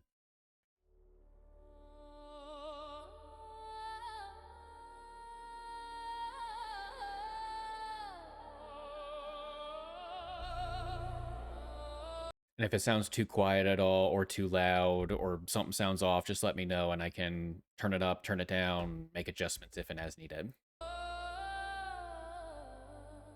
I'm also going to keep myself muted as well on my microphone because I really like singing along to the song and I don't want to subject anybody to listening to my terrible vocals while this plays. Just in case I do start humming or singing. In the underworld, a lifetime in the dark. I made a deal with destiny to leave my bitter mark.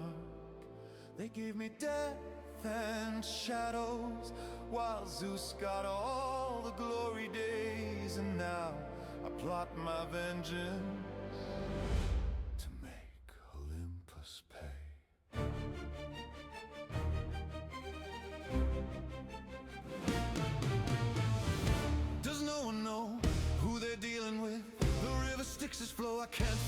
to forgive.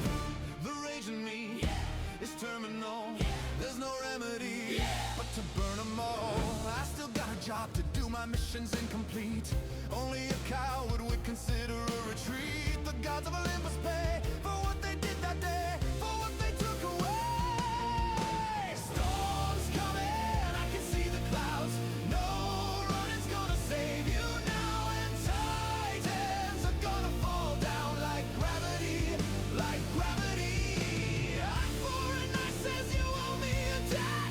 Blue flames burning, gonna get my hands wet. The chaos comes and now you can bet on tragedy like gravity. I got the underworld, you got the sky. While you're up there, living high. This bitter throne won't walk, not ever.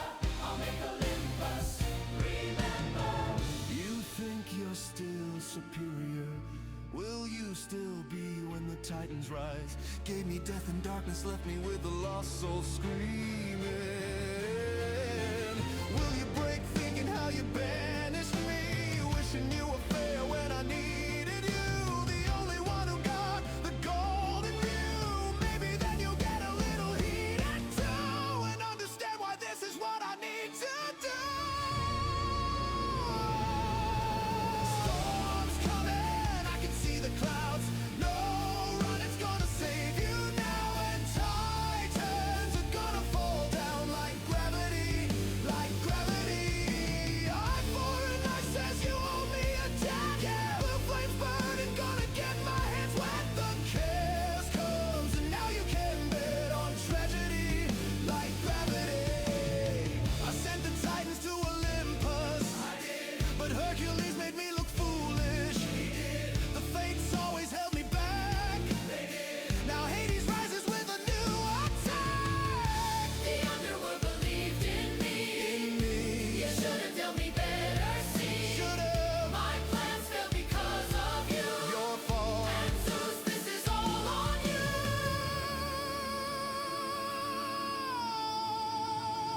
Storms coming, I can see the clouds. No running's gonna save you now. And titans are gonna fall down like gravity, like gravity. Eye for an eye says you owe me a debt. Blue flames burning, gonna get my hands wet. The chaos comes and now you can bet on tragedy like gravity. Like gravity, like gravity. You'll fall with them eventually. Like gravity, like gravity. This is your legacy.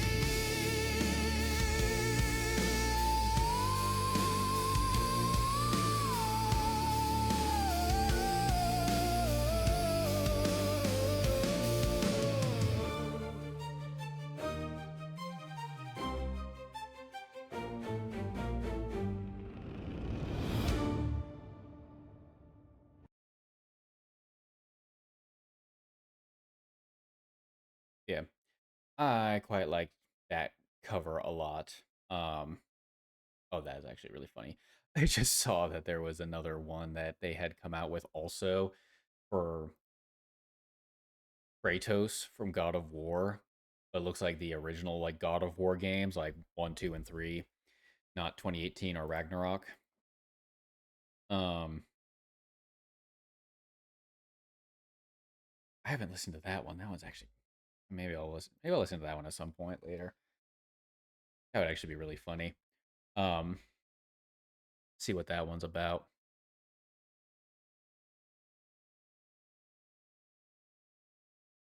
Let me see. I'm trying to think of what I should do next on this stream. Actually, kind of. You know what? Let's do a little bit of No Man's Sky for a little bit. 'Cause I've been kind of.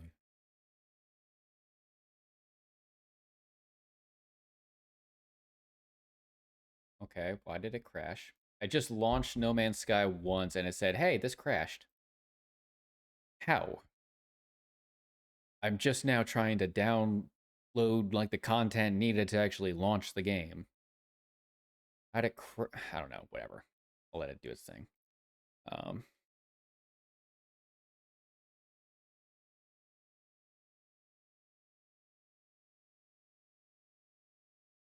Let me see.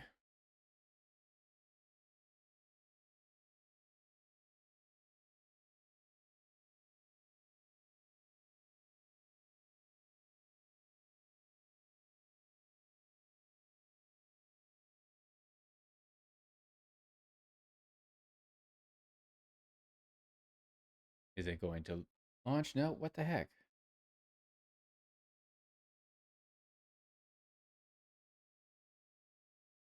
Um,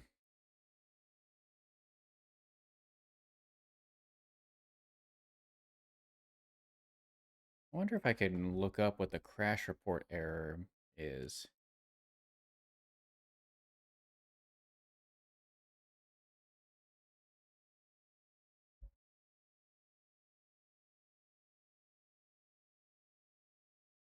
Let's see. Can I look up what? Let me see.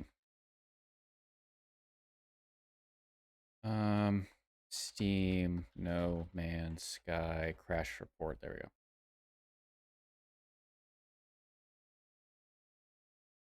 The same one I'm getting. Very similar, it looks like. Let me see if there's anything.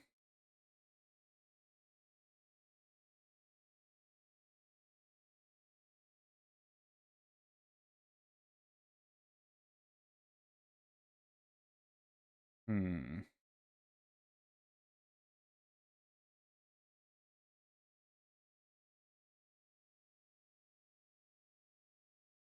And no one's gotten this specific error, it looks like, but interesting. I don't know. Maybe I just need a.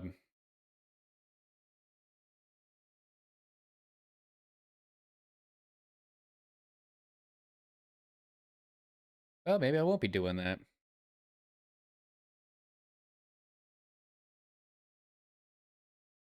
Yeah, maybe I won't be doing No Man's Sky at the moment because it just keeps crashing for some reason. Maybe I need to like uninstall it and re-download it or something. I don't know. Um,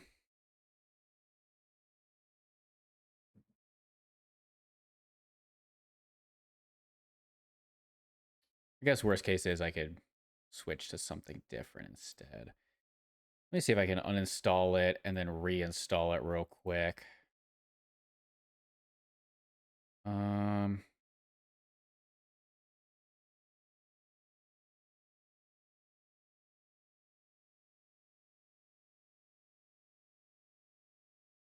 yeah, let me see if I can do a reinstall of No Man's Sky real quick because I don't know why it's just crashing like that. I just downloaded it like today. So the fact that it's already crashing like this is already kind of obnoxious, but I guess worst case is I could just transition to something different instead. I don't know what I'll do, honestly. I guess I could always do like Red Dead Online or something instead. We'll see.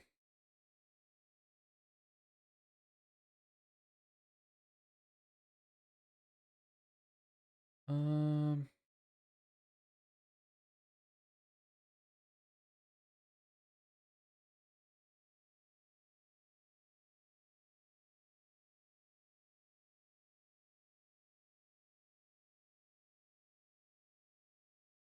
let that go for a moment and then try again.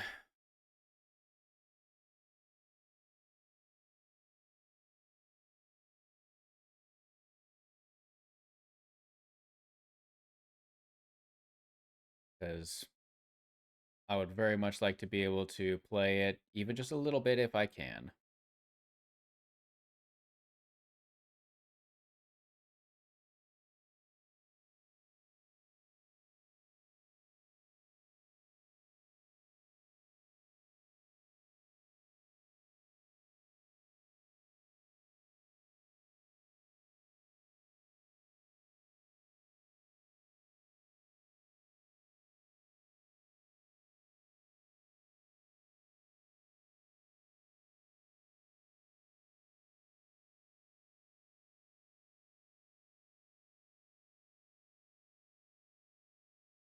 I'm not gonna just sit here quiet while it does it. It's going just slowly. So maybe I'll try finding something else to pull up for the time being instead while that finishes, because then at least I can get an idea for whether or not I will be able to do it or not anyway. So, you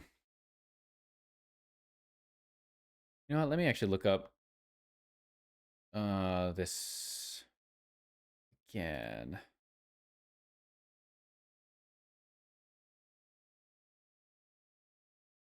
I haven't listened to that. Maybe I'll listen to that one. I'll listen to that later. That's what's a good one? What's a good one of these to pick? Because there's a few good songs in this one.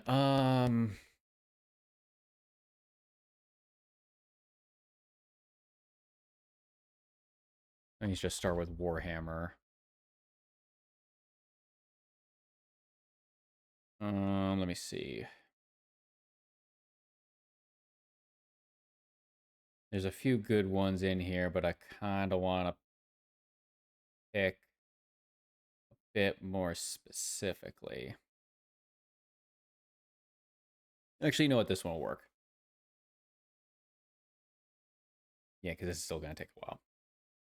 So, one of the videos that I had shown earlier was from this channel called The Automatic Singer.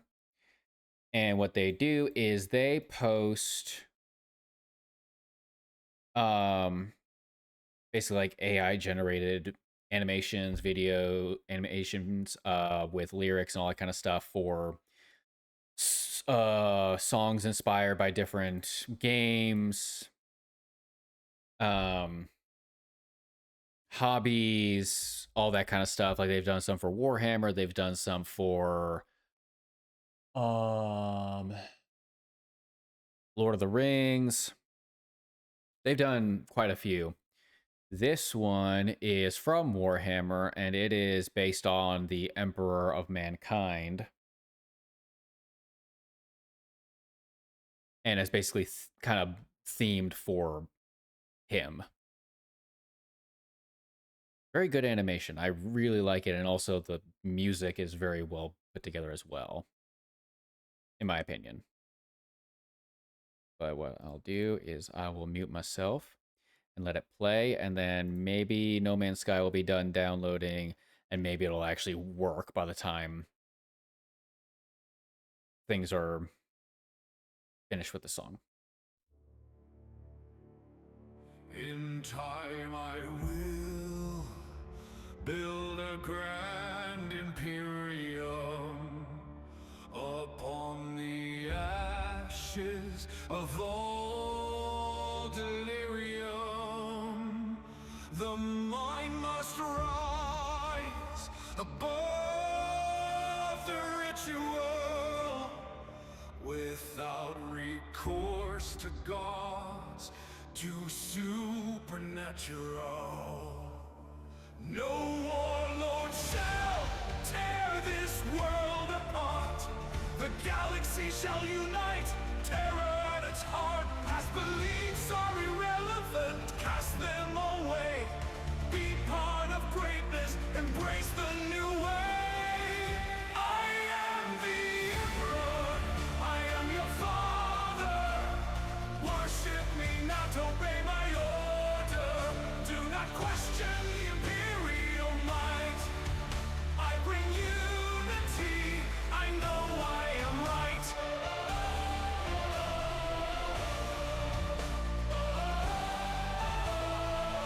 You are components of the great work.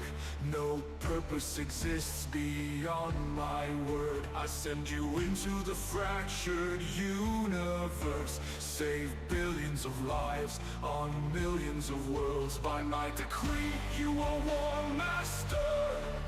With each campaign, peace comes after. Stand firm in duty, set aside despair. Defenders of humanity, know no fear. I am the Emperor, I am your father.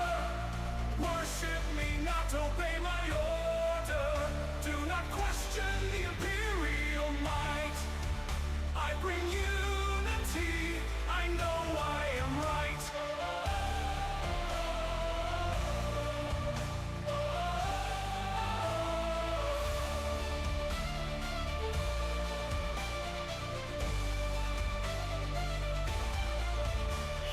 broke what I held secure for so long. You are guilty.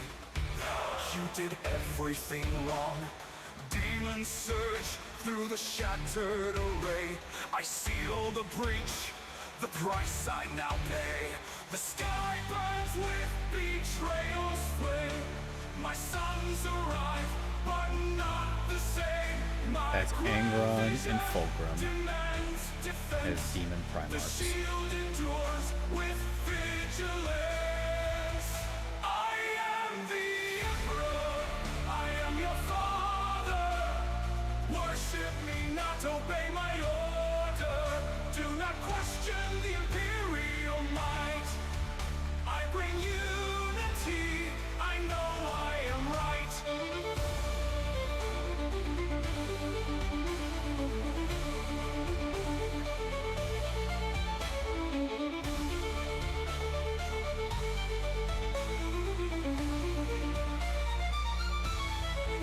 The greatest sacrifice of our age.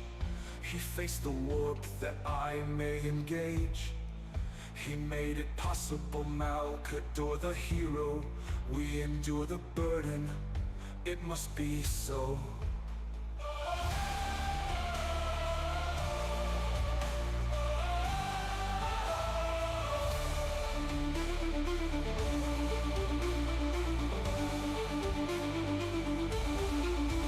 Wings of fate have carried you high.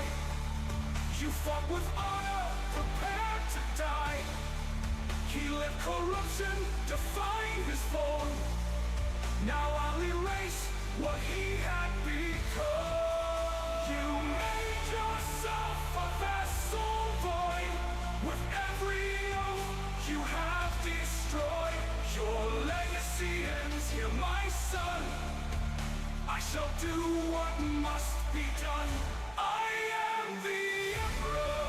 I am your father. Worship me, not obey my order.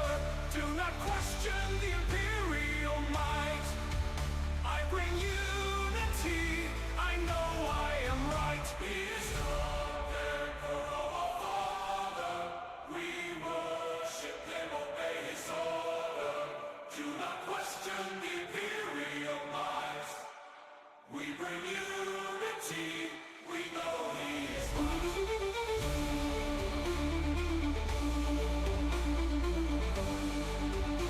Son, Savior, betrayer, decay, hope, tool, order, unity.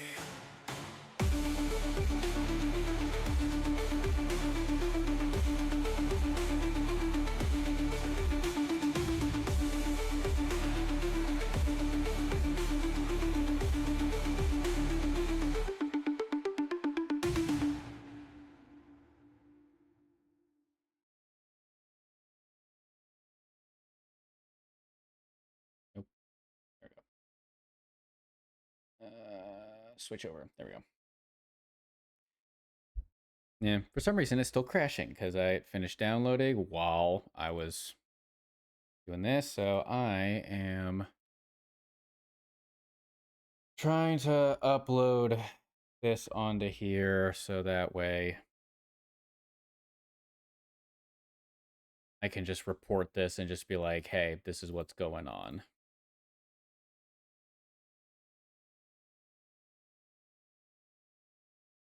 Because if this is going to be a problem, then it's like, okay, well, I want my money back then because this shouldn't be happening.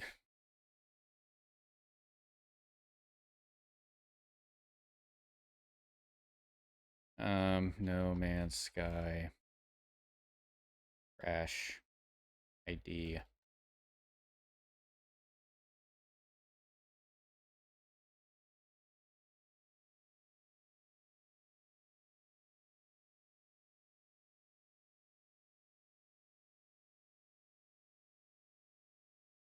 Yeah, because it doesn't. Yeah, there's like literally nothing that I can find about that specific error. What the heck? That is so unusual.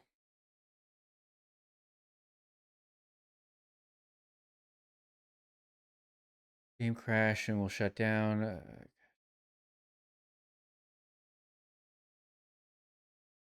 Okay, well, tell me what the error is. Don't just say, oh, you got an error, I'm going to shut down. It's like, give me the specific, like, information.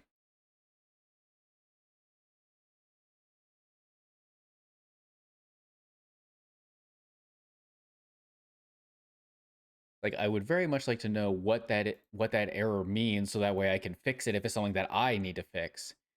Um,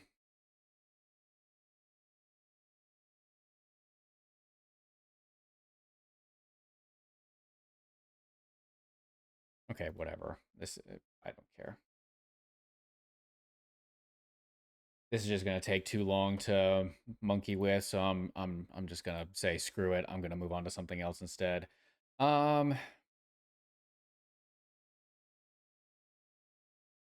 Let me actually check something real quick.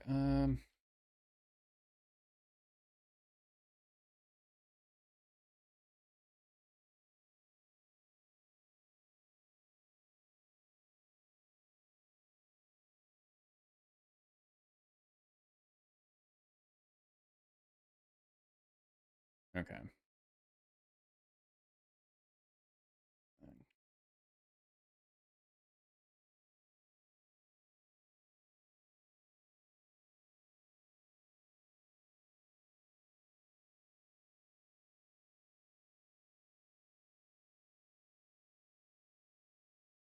Hmm, maybe not. Thought about choosing one game, but I was like, maybe I won't. Maybe I'll hold off on that one for now and just do something different. I don't know why it's just not wanting to do it. That just does not make sense to me. It doesn't even give me like a good anything. It just tells me, hey, sorry, we can't do this for you. Okay, why? Sorry, I just can't. I even tried asking like ChatGPT in case it could find something on the internet that I just was looking up wrong or something. But it just wouldn't go. I don't know why. That's really stupid.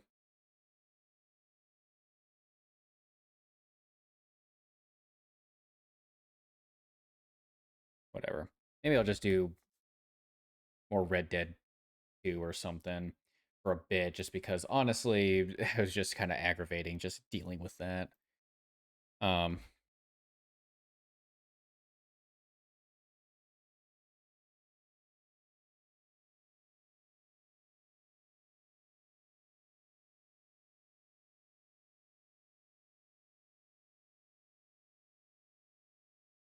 Come on, type.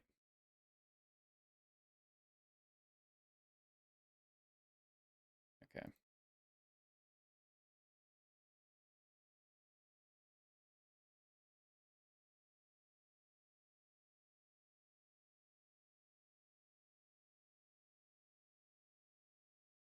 There we go. Yeah, I might just do that. Why did that get resized? Dang it, that's what I was afraid of. 1 second. Stop jumping around. Stop. Okay, fine. I'll center it and then just stretch it from there.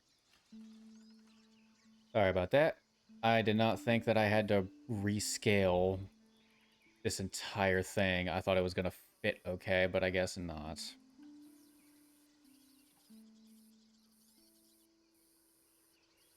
Good enough. That'll work. That should be fine there.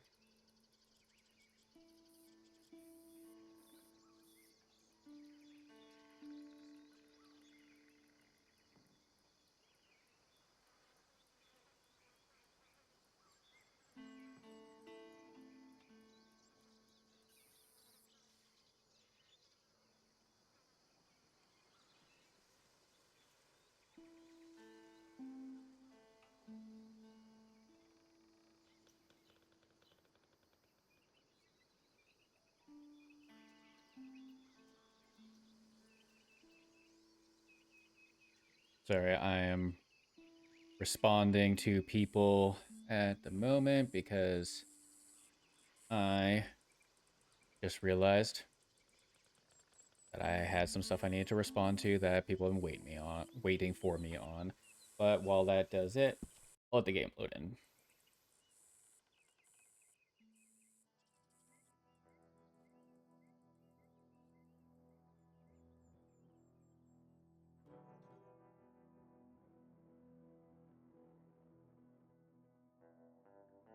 Okay.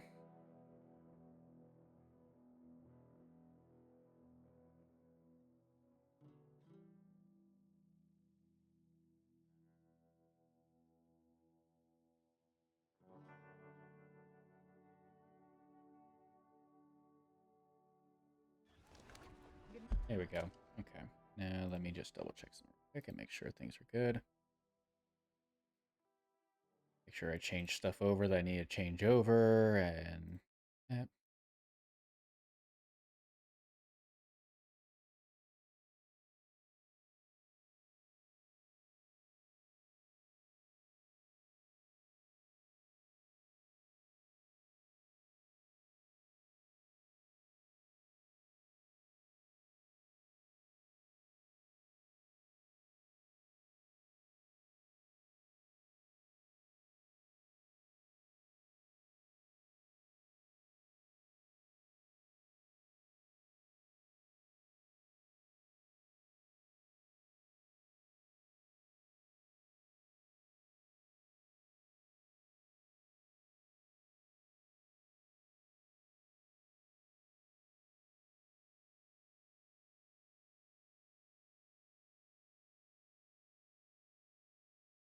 Okay, there we go.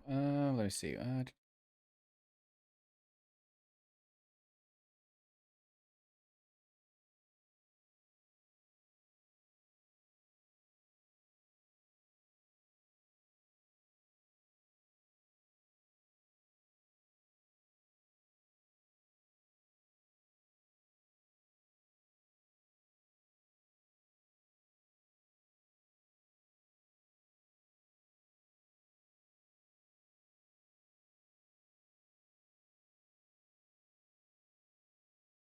There we go. Okay, now I should finally have all that done. There, finally.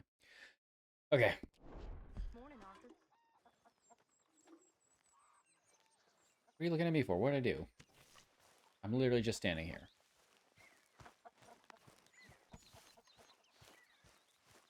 Okay. Question. What do I want to do?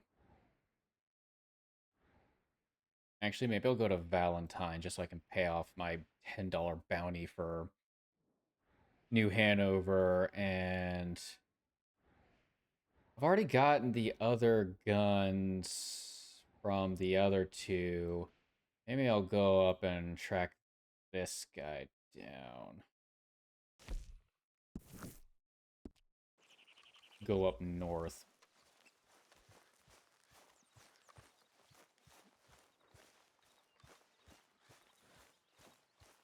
That might be a good idea. I kind of want to finish playing through the campaign before I move on to Red Dead Online, but at the same time, I feel like Red Dead Online might be a fun one to just go right into. Maybe I'll do that next time. I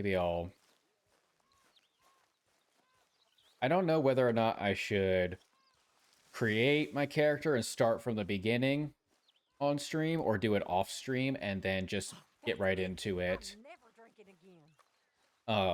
During I'm walking past where I'm supposed to drop this. We'll see.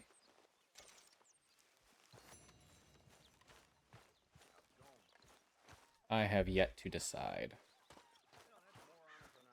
What is this? What you preparing for? The greatest of gifts. An unguarded stagecoach. No, you simple-minded fool. Bison. Bison? Bison. Ooh. Which you can get anything. There's some over on the plains, I believe. I saw a couple a long way off. You look. You want to come with me? I'll show you how we hunt one. Sure. Why not? Mount up then. Let's go.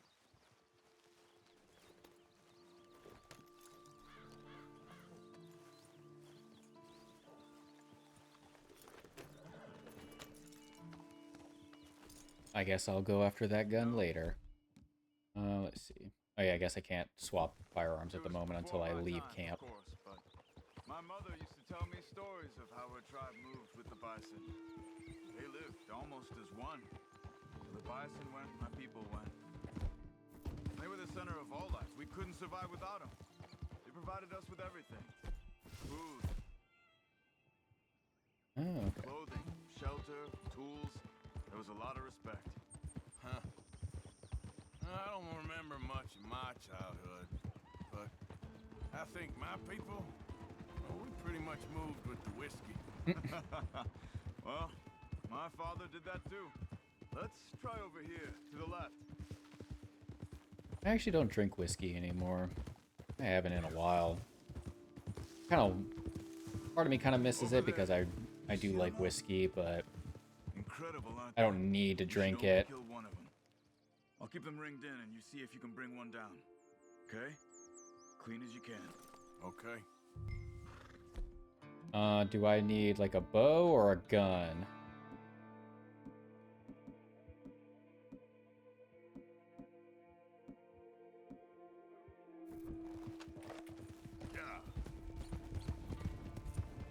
Let me see if maybe I can get a good headshot in.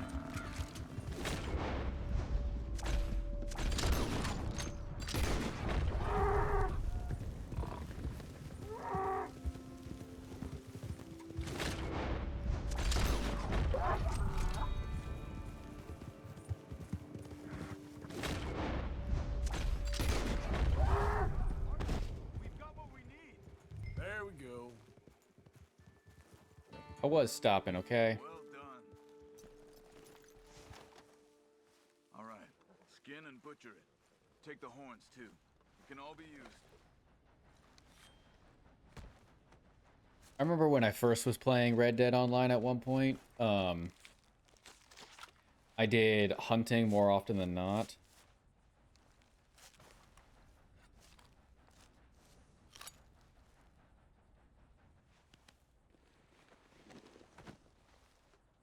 Good job.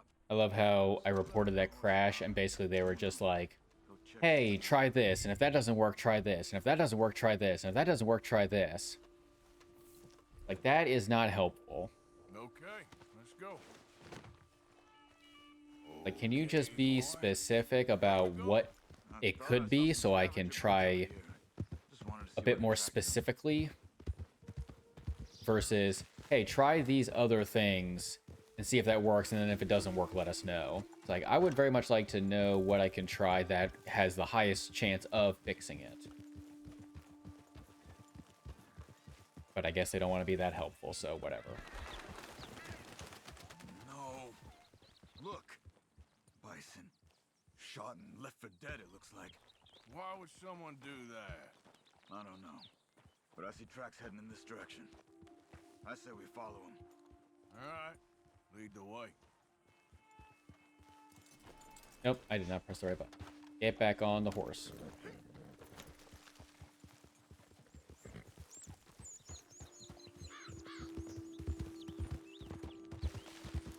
Could it have been an animal? No, they've been shot. I just don't know why anybody would just leave them here to rot like that.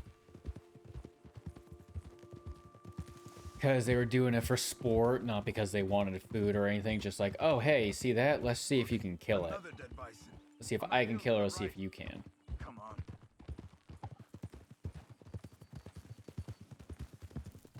Shot and left for dead again. But this one looks fresher. There's a camp there. I'm gonna take a look. Oh, I just immediately got off. I thought I was...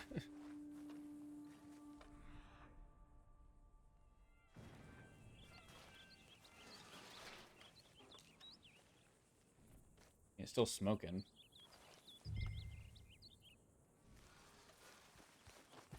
So Dogs they're... haven't gone cold yet. Maybe half a day since they left. Bison's been dead about the same amount of time.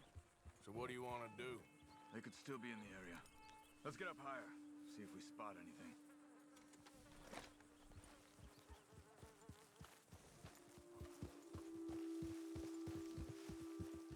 This way. We should have a good view from up here. All right, lead the way then. Okay.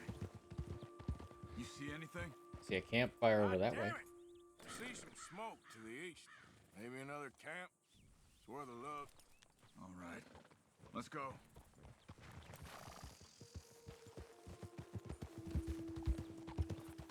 I think I remember this part. You're okay, boy. Bastards. Just killing for fun. You think we can talk? I don't kill for fun. I kill when I need to.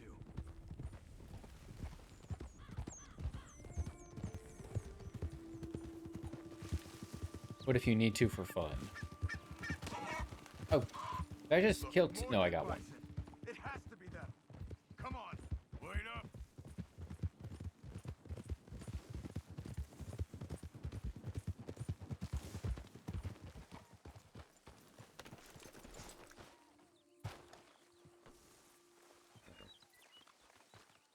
Wait for me. I almost just walked right when they were pooping. What's your problem? I said, did you fools shoot those bison? Calm down, you black or red bastard, whatever the fuck you are. Did you shoot them? Yes, we did. We shot them bison, we'll shoot you too if you don't get. What business is it of yours? What? Wait. It's that business of mine! Good God, you're crazy! I got a family. A family. Don't shoot me. Stand back, Charles. I'll get you some answers. What the hell are you doing? Why are you killing those bison and leaving them to rot? Just gonna beat on you a little bit. God damn it, tell us you're dead. And make it look like it was Indians. Just kill him, Arthur. No, please, don't kill me. I'm begging you. You know what? I'm gonna. Enough. Damn right. That's what he deserved. I've seen enough of this. I'm heading back. Okay. I'm gonna see if there's anything worth taking from their camp. I'll catch Just for up good with you measure, later. just in case.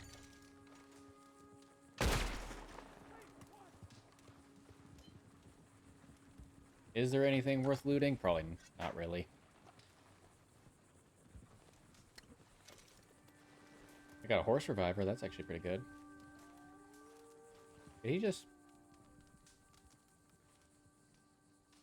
Guess he rode off quick because he's just gone.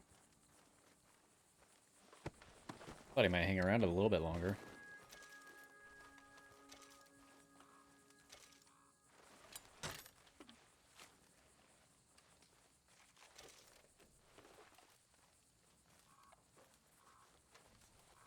Inspect.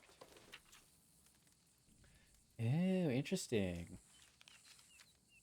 Okay, I'll keep that for later. Gonna loot this guy. Let's do... Just cuz.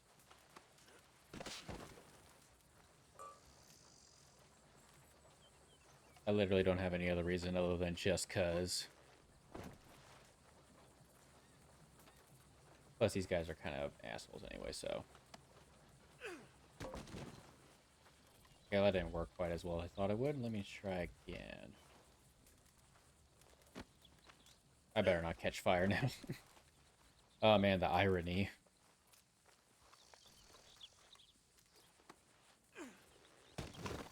That'll work. Maybe. Close enough? Yep, he's good enough. That's work.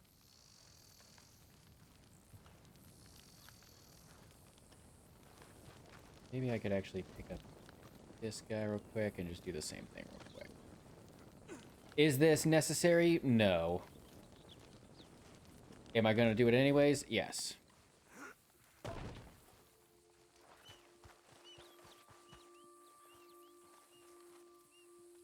There we go.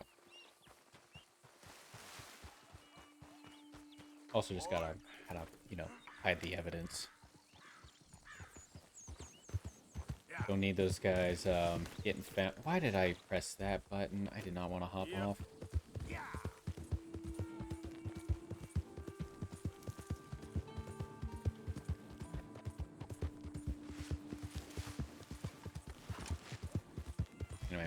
I'm gonna go back to camp, turn in this bison pelt, and then... Oh, what is that? Lord have mercy! Oh,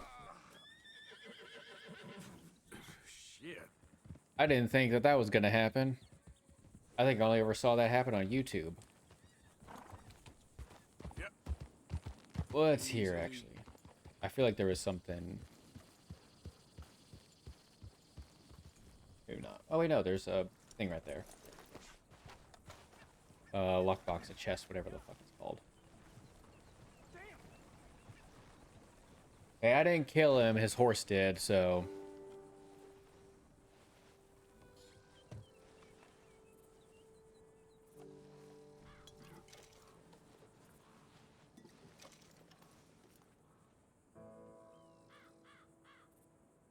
Okay, I guess that's all that I can take from there, so... I shall be on my merry way back to camp.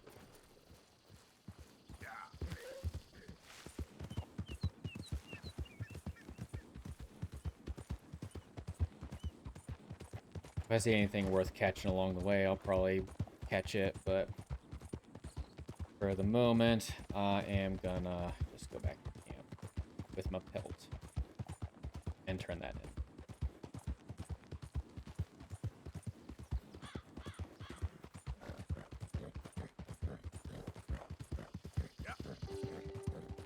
Crap. I closed out a thing on my phone I didn't mean to close out. I was actually saving it for later, but whatever. I'll find it again later. At the end of the world. It's gonna be a pain in the butt to go get it again. Arthur! Wondered when you'd roll back in. That was almost a wipeout. That would not have been fun. Whoa.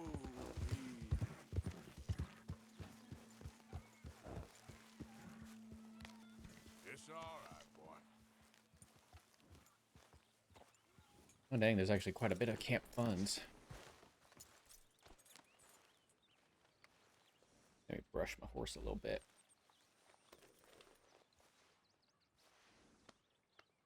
Yeah, that's better, boy.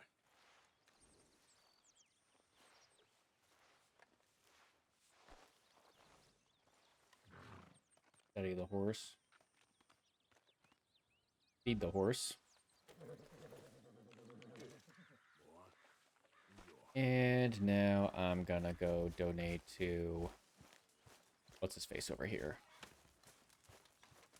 Are you okay, Miss Karen? Dandy, how are you? Well, Oh, dear. This is gonna be a long day. How you walking around so My sad? table awaits your I'm not offerings, Mr. sad, Morgan. just bored. I hear you. You're bored. Oh, it's good rabbit pelt. Never mind. I thought it was like, oh, that was a good bison pelt. It's not. It's not a good bison pelt. It's actually bad. Be scared. When I was a little girl, I guess I hoped for. Yeah, I don't looking know. forward to seeing what you can I used turn to that. dream a lot. We all dreamt a lot.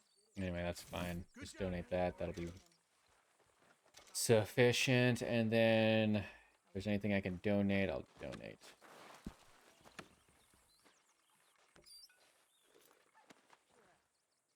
I don't have anything outside of money, but I'm not going to donate my money just yet. Let me contribute. No, I don't want to contribute. I actually want to go to the ledger. I want to go to the ledger because there may be some stuff that I could just...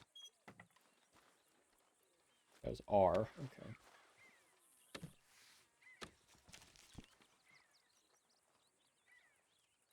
Let's see. Next page. Oh, wait, E. I was not pressing E. I was pressing... R for some reason. Uncle?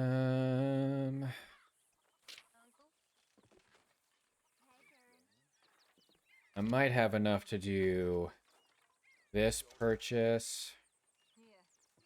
I know how you feel. So that we got good quality onyx and everything there. Oh. And I probably will do that. Because that'll also give good supplies. And then I think I might have enough left over to do the purchase for the munitions on the next page. 72. Okay, yeah, I do. Cool. $3 left over, but I gotta hold. There we go. Stock full of more ammunitions now. That'll be quite helpful. I just need $88 to fully upgrade the ammunition. And then I can start doing other upgrades. Like, first things first, Dutch wants something comfier. I'll do those later. Actually, it was cheaper. Chicken coop would actually be cheaper, so I could actually do that next. Yeah, we'll do that. I'll see.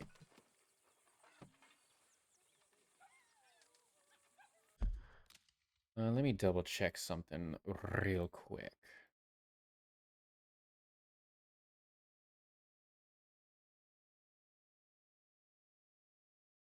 Let me see. Oh yeah, I was gonna go running up north to go try tracking down Flaco Hernandez.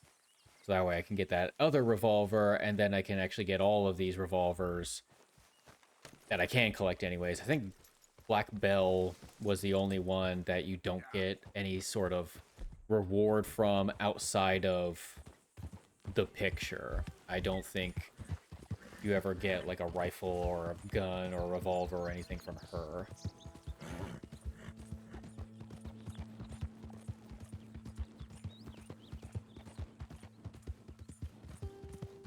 I don't know if I still have my... There, boy. If I still have, like, good or not warm.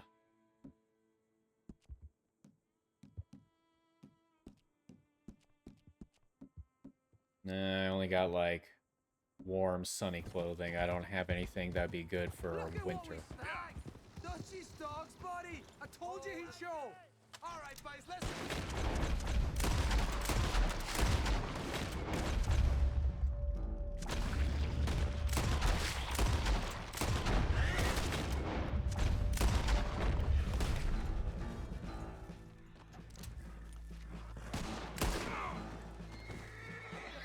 Hang on. You'll be seeing us, cowboy! Yeah. Now look. Holy shite! Gonna drag him around a little bit.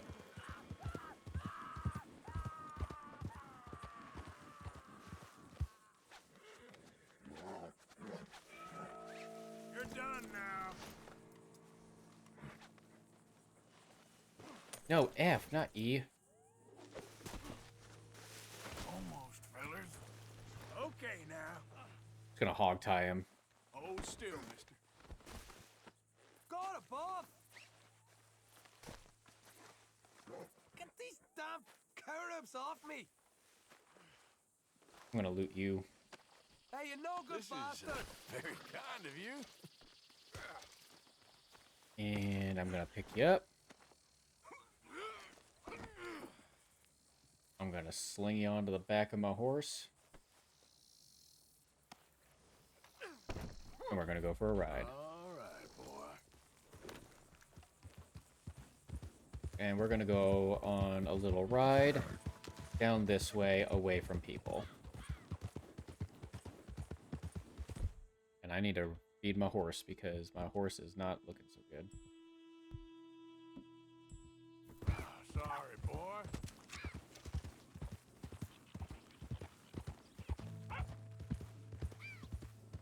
Wait a minute.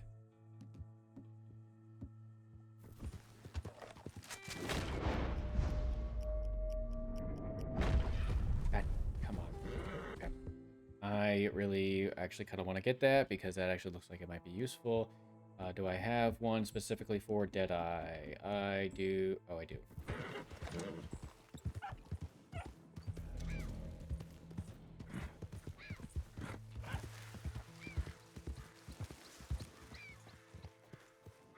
This way, come on.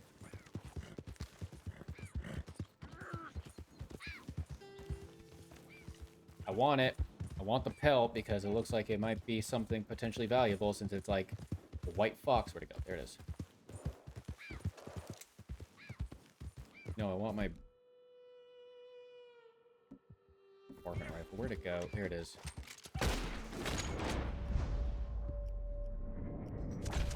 Nope, that's not good. I don't want to damage the pelt if I can help it.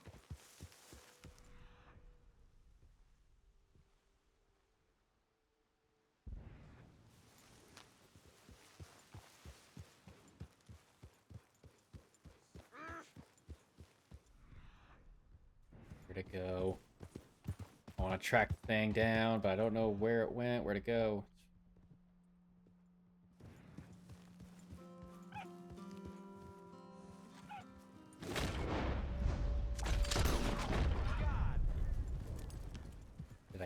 Did I get it well enough anyways?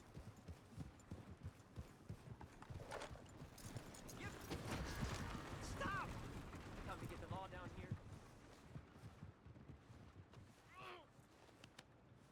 I mean, oh, well, actually, no. Technically, I did. Oh, it's a silver fox. Okay. Oh, Lord! Hey, stop there a minute, will you?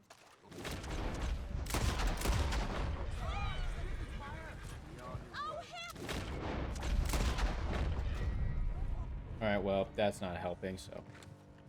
Here's your chance to stay alive. You gonna come quietly? God above! What are you feeling? Blood that son of a bitch! Hey, not dropping.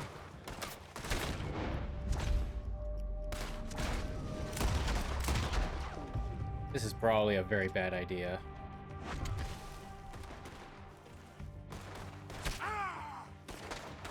Get ready to die, you son of a bitch!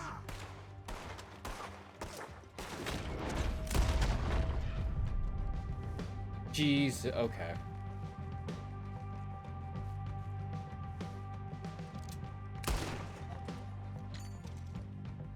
What was my? What was it?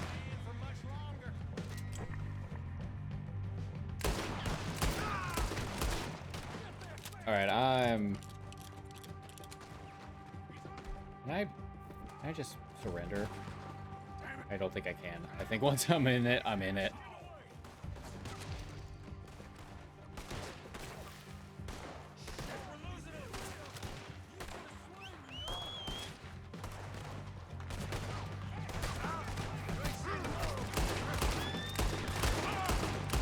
I'm definitely gonna die.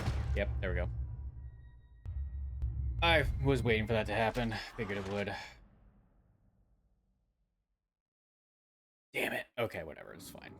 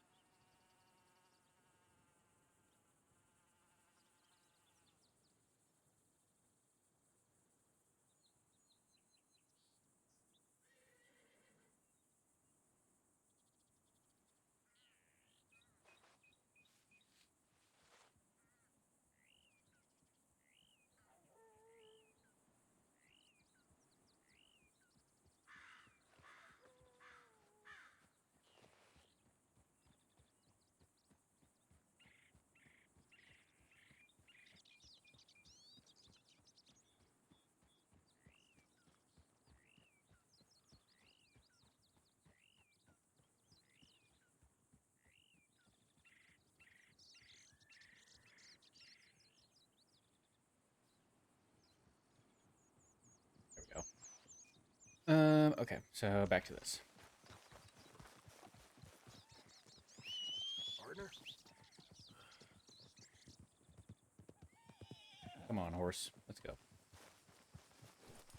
Okay, boy. Let's go. Oh, I'm gonna stop into town real quick. Oh, I gotta... Oh. Can I pay off my bounty? Or not pay off my bounty. I don't have enough to pay off. Pay it all off anyways. I wonder if I can just turn myself in and just be like, hey, I'm here to turn myself in. throw me in jail for a bit, and I'll serve my time. How's that sound?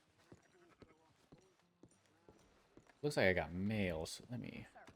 I see your friend. I'll help you out presently.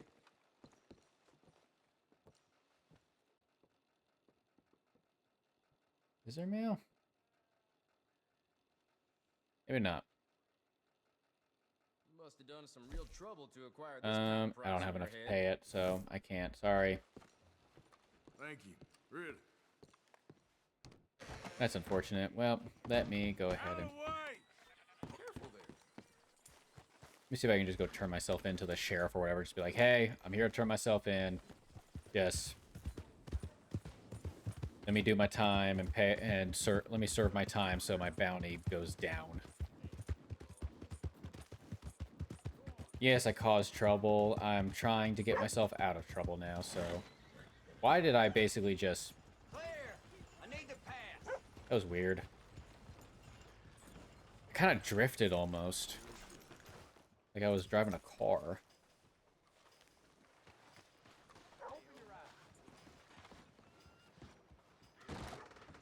No need to check on me, mister. I'm still here.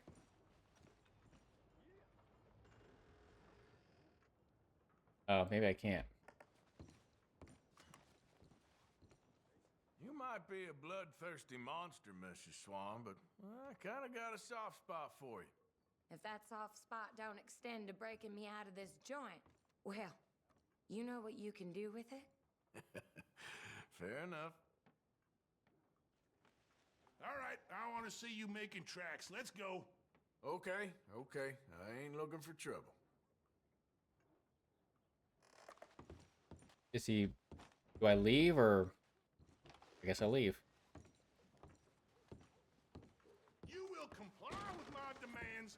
Final warning. That's it.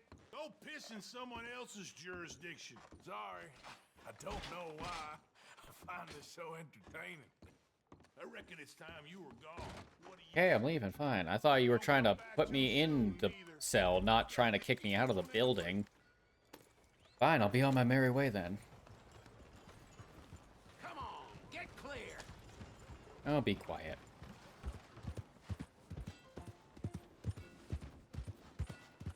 This your way of stretching your love?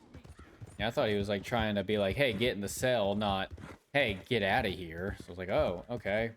Well, if I can serve my time, I'll serve my time, and then I'll be done. If you want me out, I'll leave. Fine, be that way.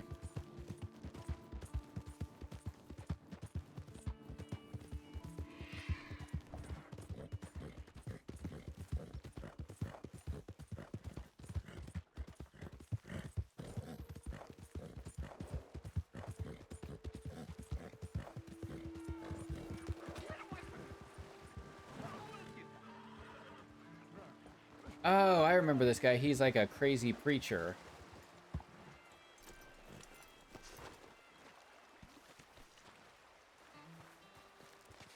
Howdy. I just don't want him to see me. We're not friends anymore. We're not. They won't forgive you. They didn't forgive me. There is no forgiveness. None, friend. None. Okay. I know you want it. I can smell it on you. Please don't smell me. Well, it isn't happening. No, it isn't. That's why. That's why I'm out here, well away from them. See, they come for me, but I'm watching. Yeah. I never sleep. I never do. You might want to. That would probably be smart. That might be why you're crazy, because you do not sleep. You probably want to sleep. Oh, dang, his... Oh, I did not realize that his bed was, like, right here. Oh, there's... Okay. Well, I guess I'll leave him to it. Oh, there's a train going up there. I'm gonna rob the train. You know what? I'm gonna do it. Put on the full face mask and everything.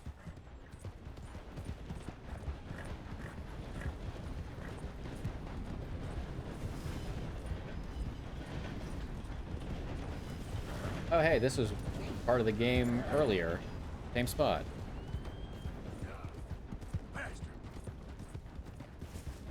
Come on, around the mountain. That's that. That's that. No. No, no, no, no, no, no, no, no. That's bad. That is very bad. Let me try seeing if maybe I can safely Skyrim my way down the mountainside.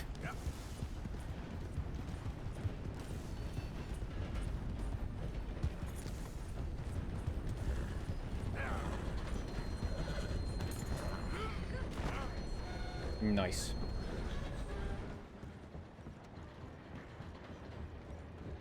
I'm gonna rob the train. I gotta make sure that I do it on a bridge, because... Get the hell out!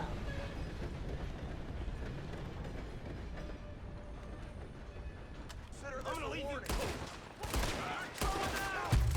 Really? In 3 shots, I died. I guess I didn't have as much health as I thought. You know what? I don't care. I'm gonna go get the gun. I'm not wasting my time again on trying to rob a train if it's not gonna be robbable.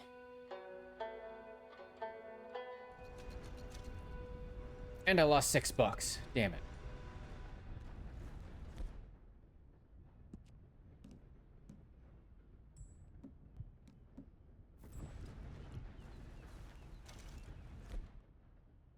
Okay. I need a...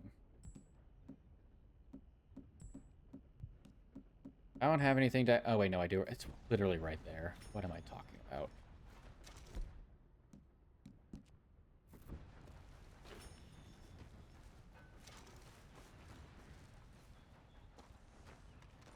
Let's go, boy. Yeah, I'm just gonna go work on getting my 4th gun. No, 3rd gun. And then I'm just gonna either call it quits there or go back, try and finish the Billy Calloway one, and then just be, I don't know, I'll see.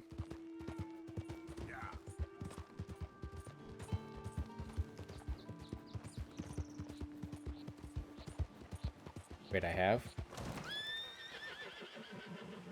What legendary animal?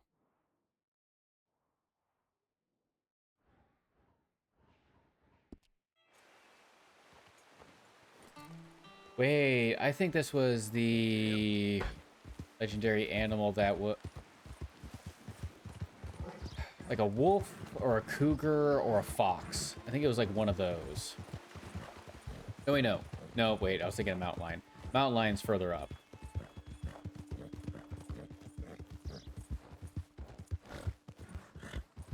That's right. Yeah, okay, boy. Yeah, good boy. You're all right, boy. Yeah. How much further do I need to go before I'm there? If it's gonna take me... I think it'll be okay. As long as I hustle, I think it'll be okay. I don't have the best clothing on for this weather, so I think if I hustle, it'll be okay to do this real quick.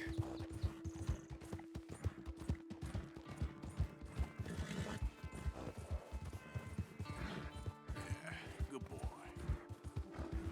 All right, boy. You're okay, boy.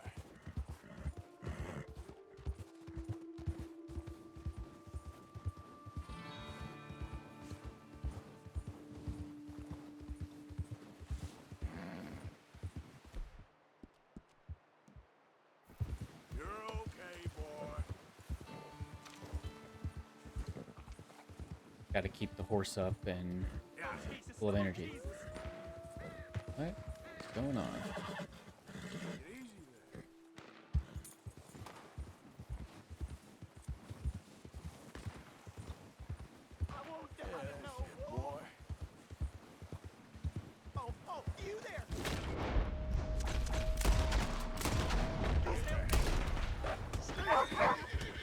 I just ran over that wolf.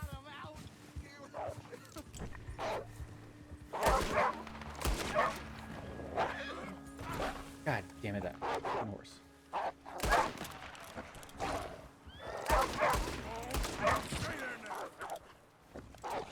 There. Should have had the shotgun. I didn't though. That was my fault. It would have been better if I did have the shotgun. That probably would have made it a hell of a lot easier. And it's fine.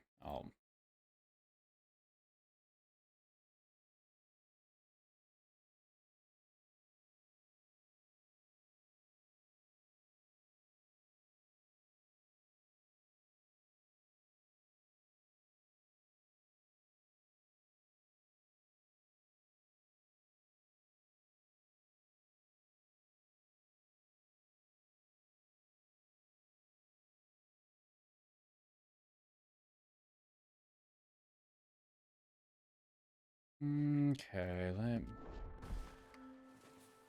Oh, thank God. That animal is a goddamn menace.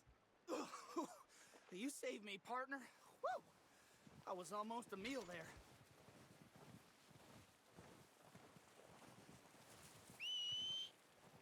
Yeah, these pelts aren't going to be good, but they'll be worth something at least.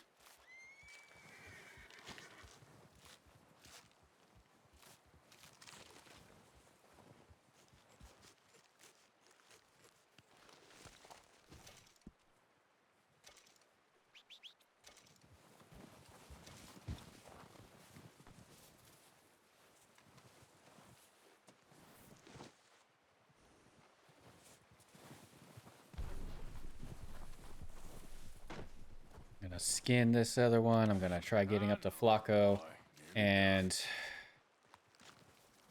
I'm gonna get the gun, and then I'm gonna probably be done because it's almost 4 o'clock, and I still gotta make dinner.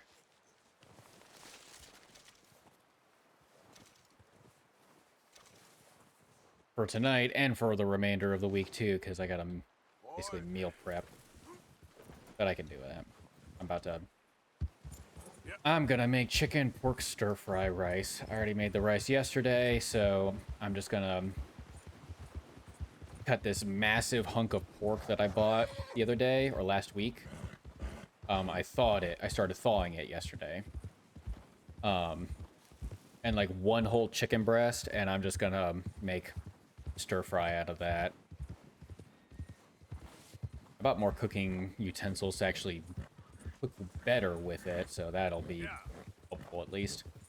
So that way I can cook it a little bit better this time around compared to last time. It was still good the last time I made it, but it is better when you make it with the right kind of cooking utensils.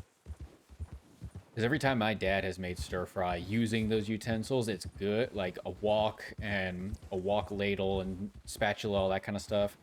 It's better when you actually cook it with the right kind of equipment. The stuff I made the last time wasn't bad, but it also wasn't the best. It was still edible. Because I have noticed other times when my dad has made it without like a wok and all that other kind of stuff, it does have a slightly different kind of, not taste, but I don't know. I feel like it just doesn't cook the same way to where you can, where it's supposed to. Why is my horse all freaked out? I'm gonna give you peppermints. Maybe that'll calm you down. Maybe peppermints weren't the best thing to give when it's freezing outside like this. Those are some wolves. Fucking run. Why are you just... I don't like skittish horses like this. This is just very irritating.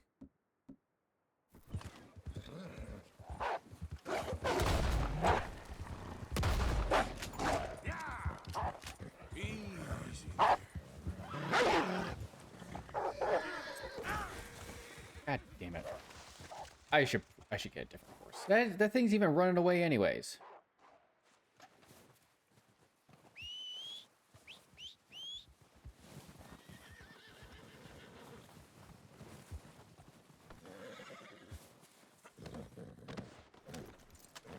Yep. Come on.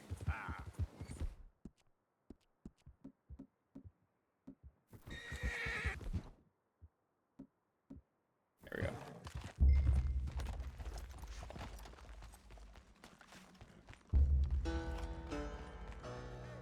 Who's that? You're in the wrong camp, stranger. Hold on. Let me see.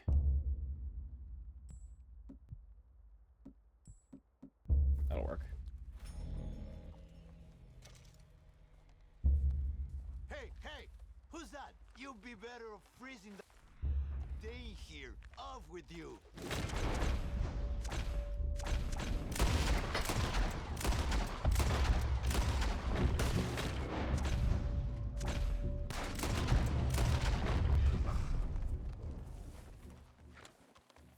Now, time to loot the bodies so I can get some ammo back.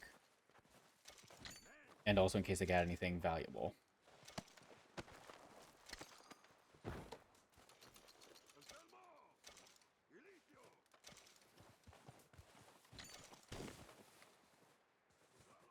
Oh, my neck is very stiff.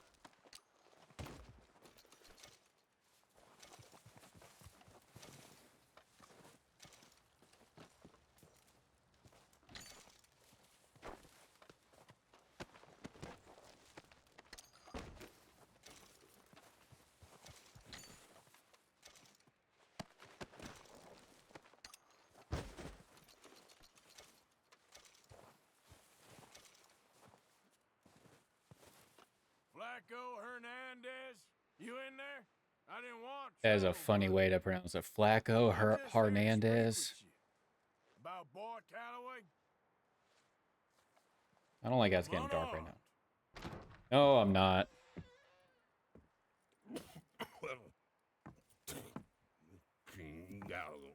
I just want to talk. About Boy Calloway? Sure. Here's your message. Ah.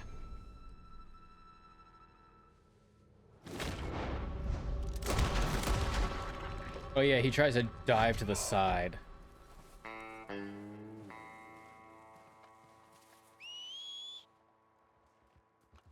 forgot that he attempts that.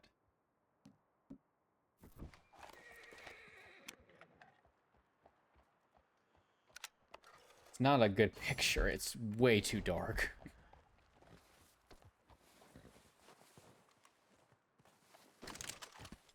Flacco's revolver.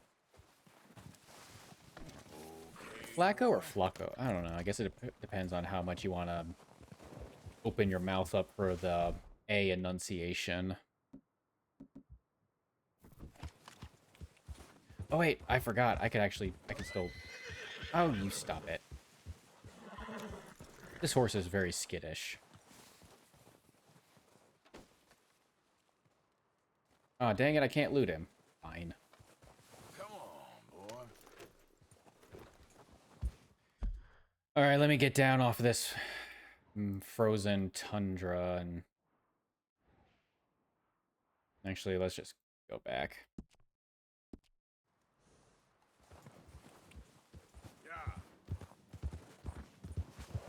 Like, I get this horse isn't really suited for this kind of weather and all that, but at the same time, it's like, come on.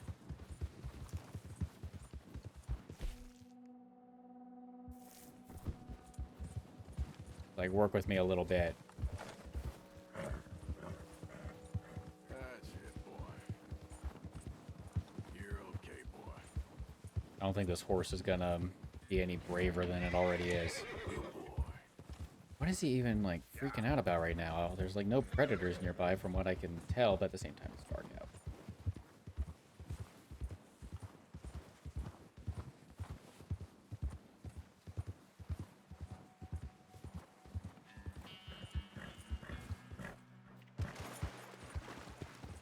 Why aren't I following the path? I thought I was supposed to be following the path. I thought whenever I was, like, had cinematic turned on, it would just keep following the path. Why doesn't it? Yep.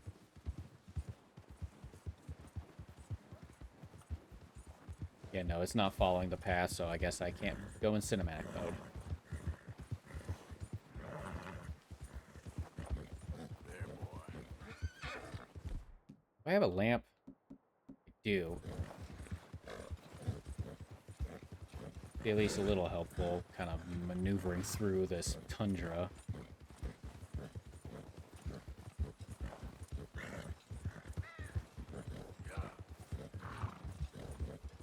If I die before making it out of here, I'll just call it quits there, but for the time being, I'm probably just gonna keep heading down until I make it back to camp. But if I die before making it back to camp, I'm just gonna be like, alright, I'm done now. I'll just get back at some point.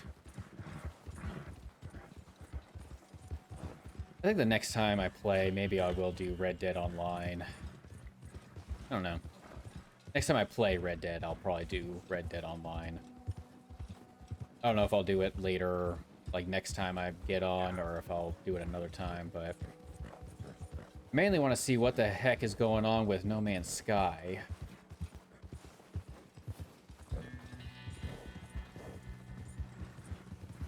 Because that's just a really weird that it's just giving me that kind of error message.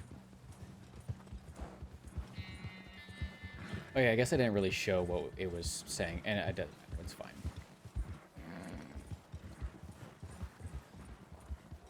Yeah. Okay, It claims that it's like some kind of driver, at least from the support email that I got in response. It claims to be something to do with like needing to check graphics drivers or something along those lines. I didn't read the whole email. I just kind of skimmed it. Mainly because when I got it, I was still on here. So I'll read it when I get off and then see if it tells me anything more specific of like, hey, it's this driver, it's that driver, or whatever. good boy.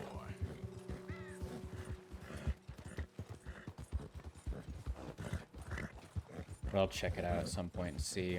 All my stuff should be up to date, driver-wise. Both Windows updates and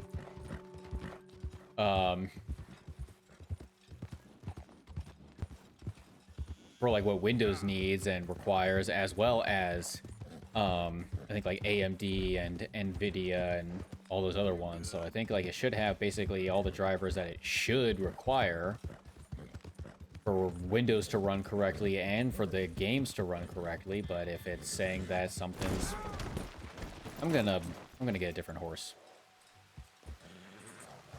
This horse is not wanting to be controlled easily.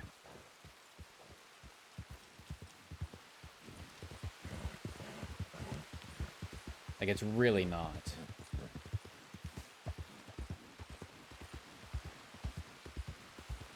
I don't know if just mouse and keyboard doesn't work well when riding a horse, or if it's actually just this horse is just not a good horse to ride.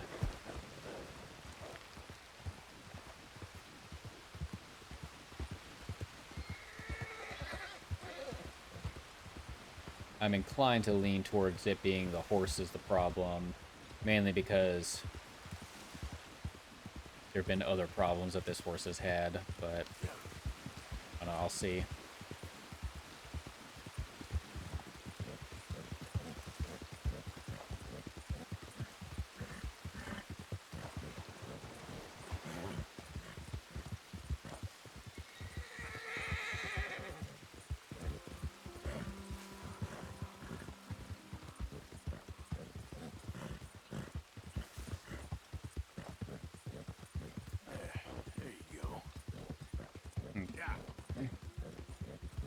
Alright, now back to Valentine.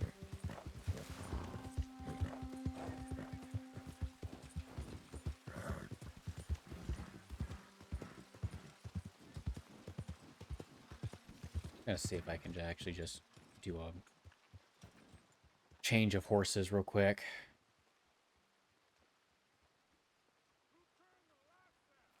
Hey, good looking horse there. I'm happy to stable that for you.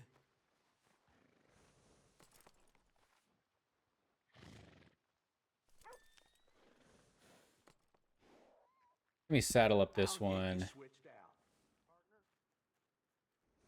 Ugh. Okay. I'm saddling up this other one.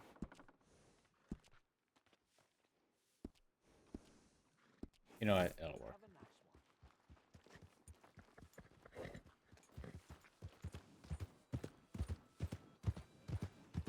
You okay? Yeah, good boy. Yeah, I'm going to use this Tennessee Walker instead for right now, because I don't know what it is with that other one, but that other one is incredibly timid. Because it was freaking out even though there weren't any predators around or anything. You alright?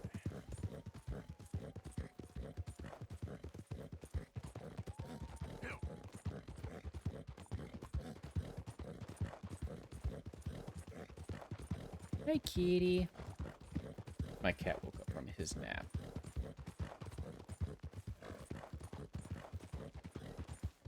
I'm sure he might be a little bit hungry right now. You have food downstairs, Katie. I'll come check and make sure you still... Actually, I should double check and make sure he still has food. Last I checked, he did. But I don't know if he ate it all since. He's a bit of a prima donna, so I wouldn't be surprised if he just kind of left it and he's just kind of turning his nose up to it at the moment because it's not fresh like I just prepared it for him. He's a little bit of a prima donna in that regard, where he just is like, no, it has to be, like, fresh, like...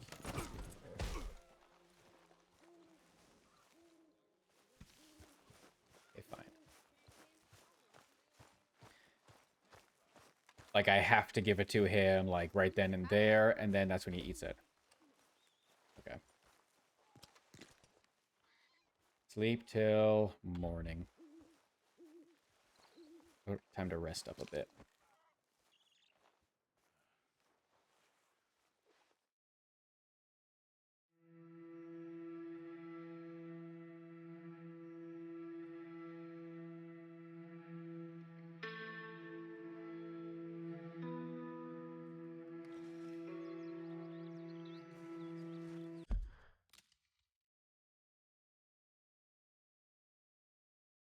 Alrighty, I think that's where I'm going to leave that off for today. So, let's see.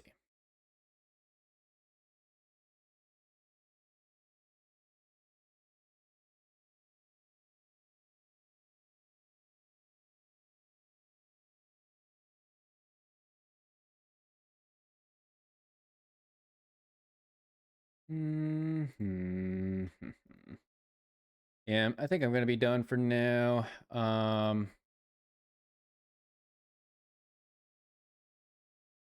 And we'll just call it quits there.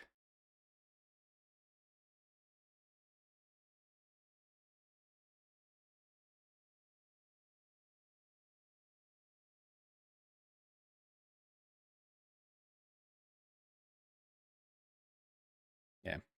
So, well, I'm gonna raid someone and just be like, hey, how's it going? And yada yada yada, all that kind of stuff. But anyway, hope everybody had a fun time.